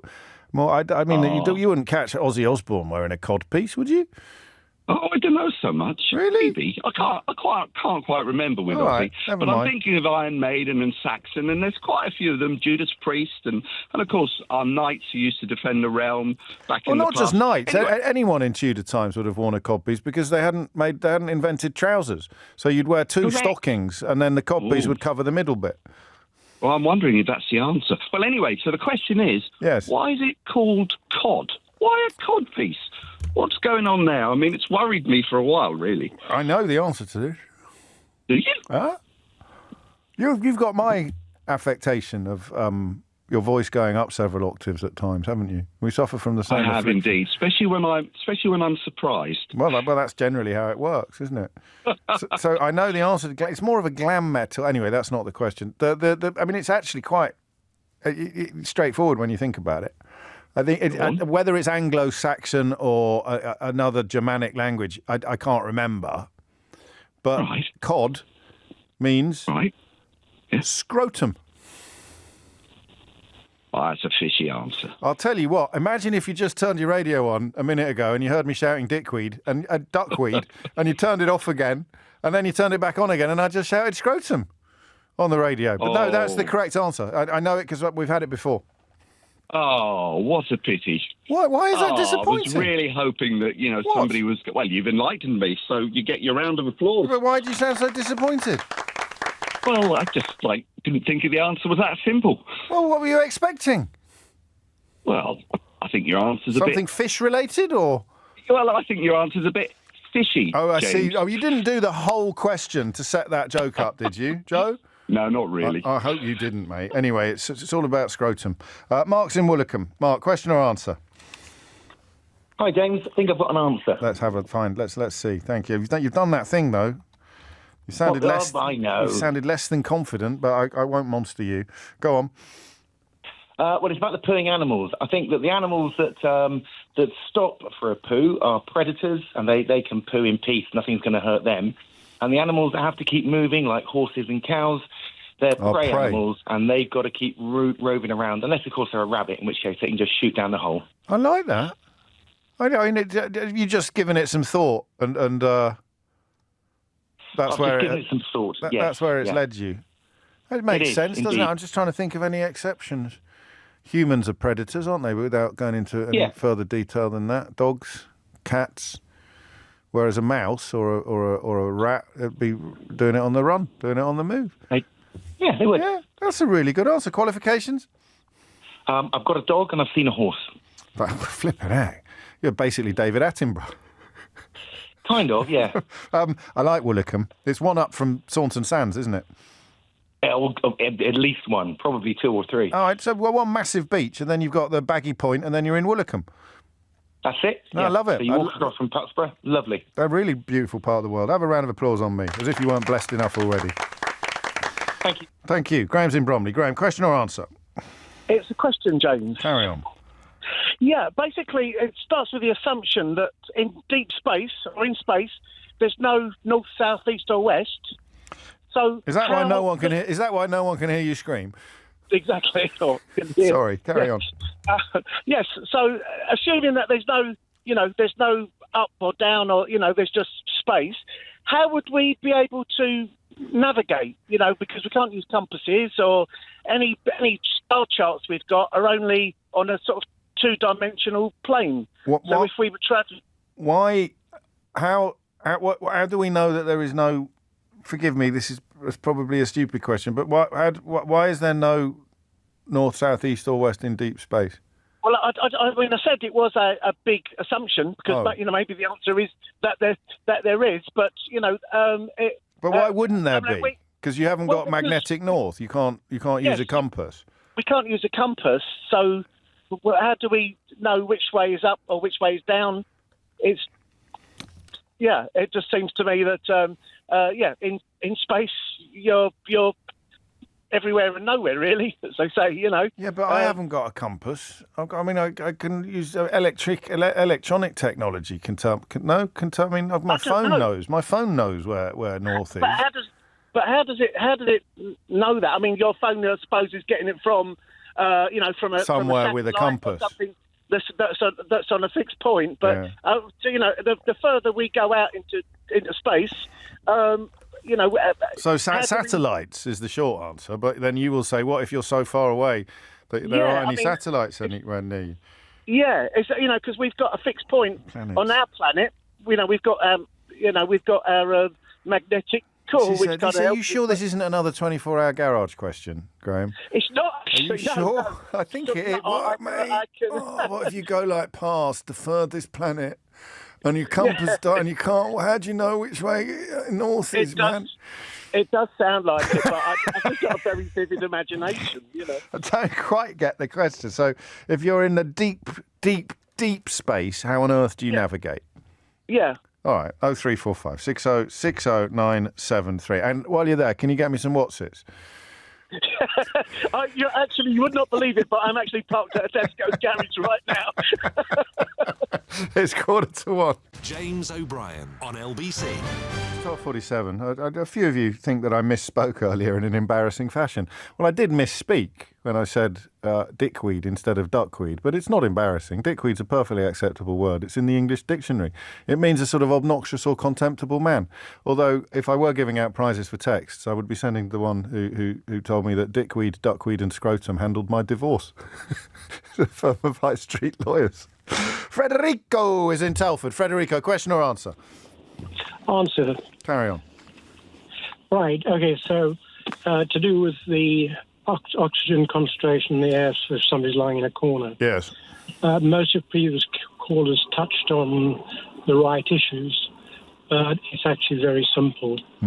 Your body emits heat. Yes. That heat heats air around you, which then rises because it's less dense than the surrounding air, and Rushes as in. it goes up, you get fresh air coming in, so you're always getting fresh air full of oxygen. There's no rise in concentration at all. That's convection. It is indeed. Qualifications? I'm an engineer, mechanical engineer. There's a lot of it around today. Have a round of applause. Thank you. No, thank you.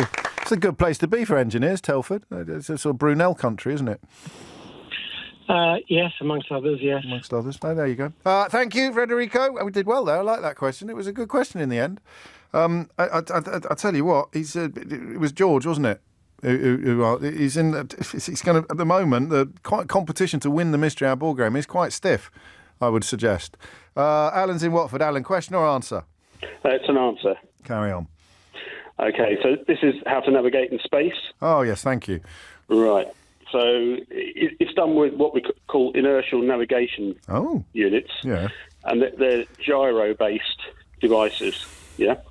So I know. Well, I mean, for me, the only time I've ever used the word gyro it was when I was claiming unemployment benefit many years ago. So, right, or income support. Okay, you may have to.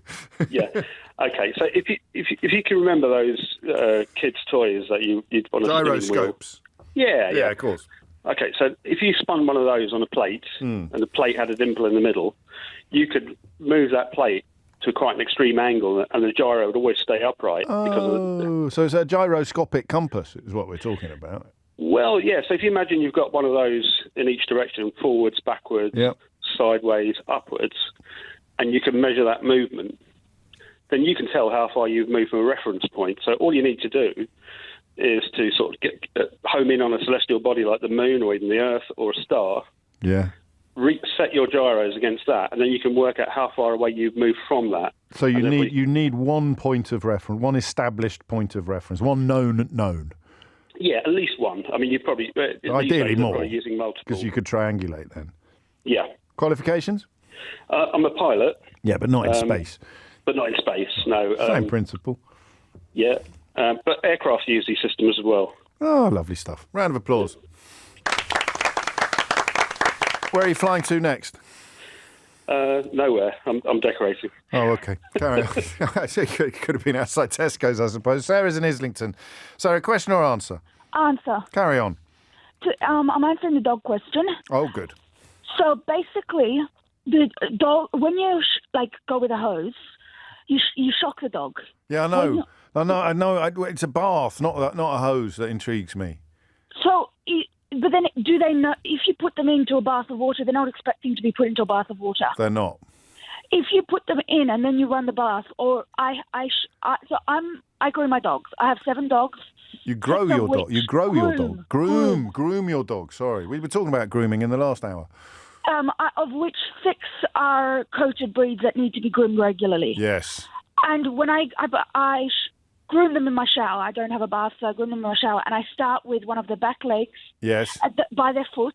Yes. And I use warm water and I build it up to the rest of the body, and they don't get shocked. It's like when you said your dog got scared when it jumped in because it wasn't expecting to go into water. Well, it thought it was running on grass. Exactly. It was like the Roadrunner. It was like the Roadrunner. It was like Wile E. Coyote and the Roadrunner running off the end of a cliff.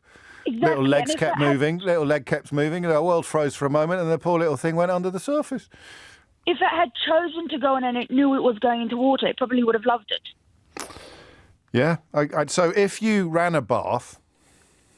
So if you put the dog in and then run the bath. No. Oh, that might. Oh, interesting how our minds went different directions then. Because I was thinking if you ran the bath and then left the dog in the bathroom, the dog may well make its own way into the water. But it likely gets scared because it probably doesn't expect there to be water in the bath. So if I had a bath and I wanted to give my dog a bath, you put the dog in the bath, and then you'd turn the water on, and then it's not going to get scared because it sees the water, feels the water. So they just object to shock, which brings the hose back in. Which brings the hose back into it. None of us would like to be taken by surprise by a hosing. But then on a really hot day, when you have the hose running, and it runs into the water and it sees the water and it cools it down, it probably will love it. Qualifications? Owner of 7 dogs, 6 of which are long-coated that need to be groomed very regularly, and groom them myself. That's fantastic. I mean, it'd cost you a fortune to have it done professionally, wouldn't it? It would. So when you say very regular, that's a lot of dogs. 7 dogs. I groom at least two of my dogs a week. Wow. It's a bit like painting the Forth Bridge. Pretty much. As soon as you finish, you've got to start again? Pretty much. I love it. Have a round of applause. In this weather, it's even more. Pardon? In this weather, it's even more. Yes, because of dirty rain and getting mucky on walks. 3 of them are white. Oh, my day. You're a glutton for punishment, Sarah. Pretty much. Round of applause, please. Thank you. No, thank you. 12:53 is the time. I can't believe I called Telford Brunel country. It's Thomas Telford country. So I get the ideas in my head sometimes. I associate Telford with engineering. And then I kind of think, why do I associate with engineering? Well, it's near Ironbridge. It must be something to do with Brunel. What? Thomas Blimmin Telford built the bridge over the Severn at Bewdley, just like literally round the corner from where I grew up. I love bridges. A bridge is one of my favourite things. Oh, what's still on the board? I stopped taking notes when that lad was trying to answer George's question about the chicken bone. What? Is that it? Is that the only one left? So when you've got a chicken, or when you've got some wings in a fast food restaurant, and it's got the calorie count on the menu, does that include the bones and the bits that you might not eat? Lena is in Epsom. Lena, question or answer? Answer. Carry on. So there is actually a database called the Mackensen-Widdowson's database, which is a composition of all the foods in every single diet, wherever you're from. And also what they've done is that they've done fried chicken, normal chicken, roast chicken, oven-baked chicken, everything. And then they will do how much the meat would be, how much it would be with the bone, and then how much with the meat would be separate. So then it's up to the company's discretion, I suppose, which value they want to take in terms of certain items of food. I suppose it would be eaten with a bone, and then they might just use that calories. All the calories are calories, nutrition, everything in terms of vitamins and minerals, the fat, the proteins, everything is done to 100 grams. So it would be just a rough calculation, and then everything is on average anyway. So it's up to the takeaway or the business whether they want to use the calculation for a bone or the meat and meat only. Or but how would you know how, if on a given wing, how would you know how much of it was bone?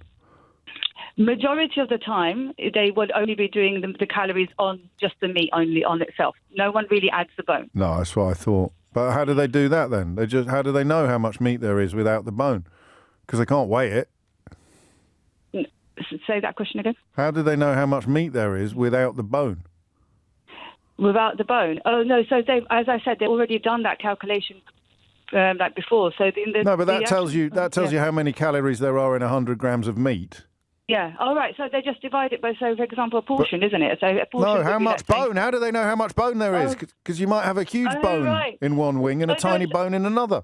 Oh right. Yeah. So again, it's each different part of the animal has already been calculated. If it's a wing, that would be the percentage of bone. So you're looking at an average. You're looking at an average. So you might have some differential given big bones and little bones and them bones connected to the knee bones, but generally speaking, you're going to have a fairly clear idea of how much meat there is on a wing and how many calories there are in the meat on a wing.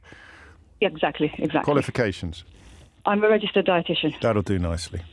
Okay, thank you. No, thank you. Ooh, them bones. Joe's in Cambridge. Joe, question or answer? An answer. Carry on. Please. So it's to do with the air. Who would have thought that would be so controversial? Yeah, I thought we'd nailed this, but carry on. Yeah. They're not wrong as such, but it's not at the point. It's not misleading to say it's at the point where you breathe in. It's at the point where you breathe out. Oh, fine. Qualifications? Physics degree. I didn't think this was going to be physicists. I should have done, shouldn't I? Engineers and physicists ringing in to answer George's question about being stoned. I mean, about breathing in the corner of the room and wondering whether the amount of oxygen in your immediate environs would be diminished as a consequence of your own respiration.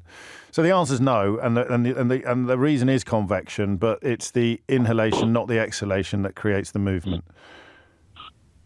Sort of. That'll do. Yeah, when you breathe out the bits of air that you don't use. Yeah. And so it changes the concentration briefly until it diffuses into the rest of the room. Have a round of applause on me. Thank you.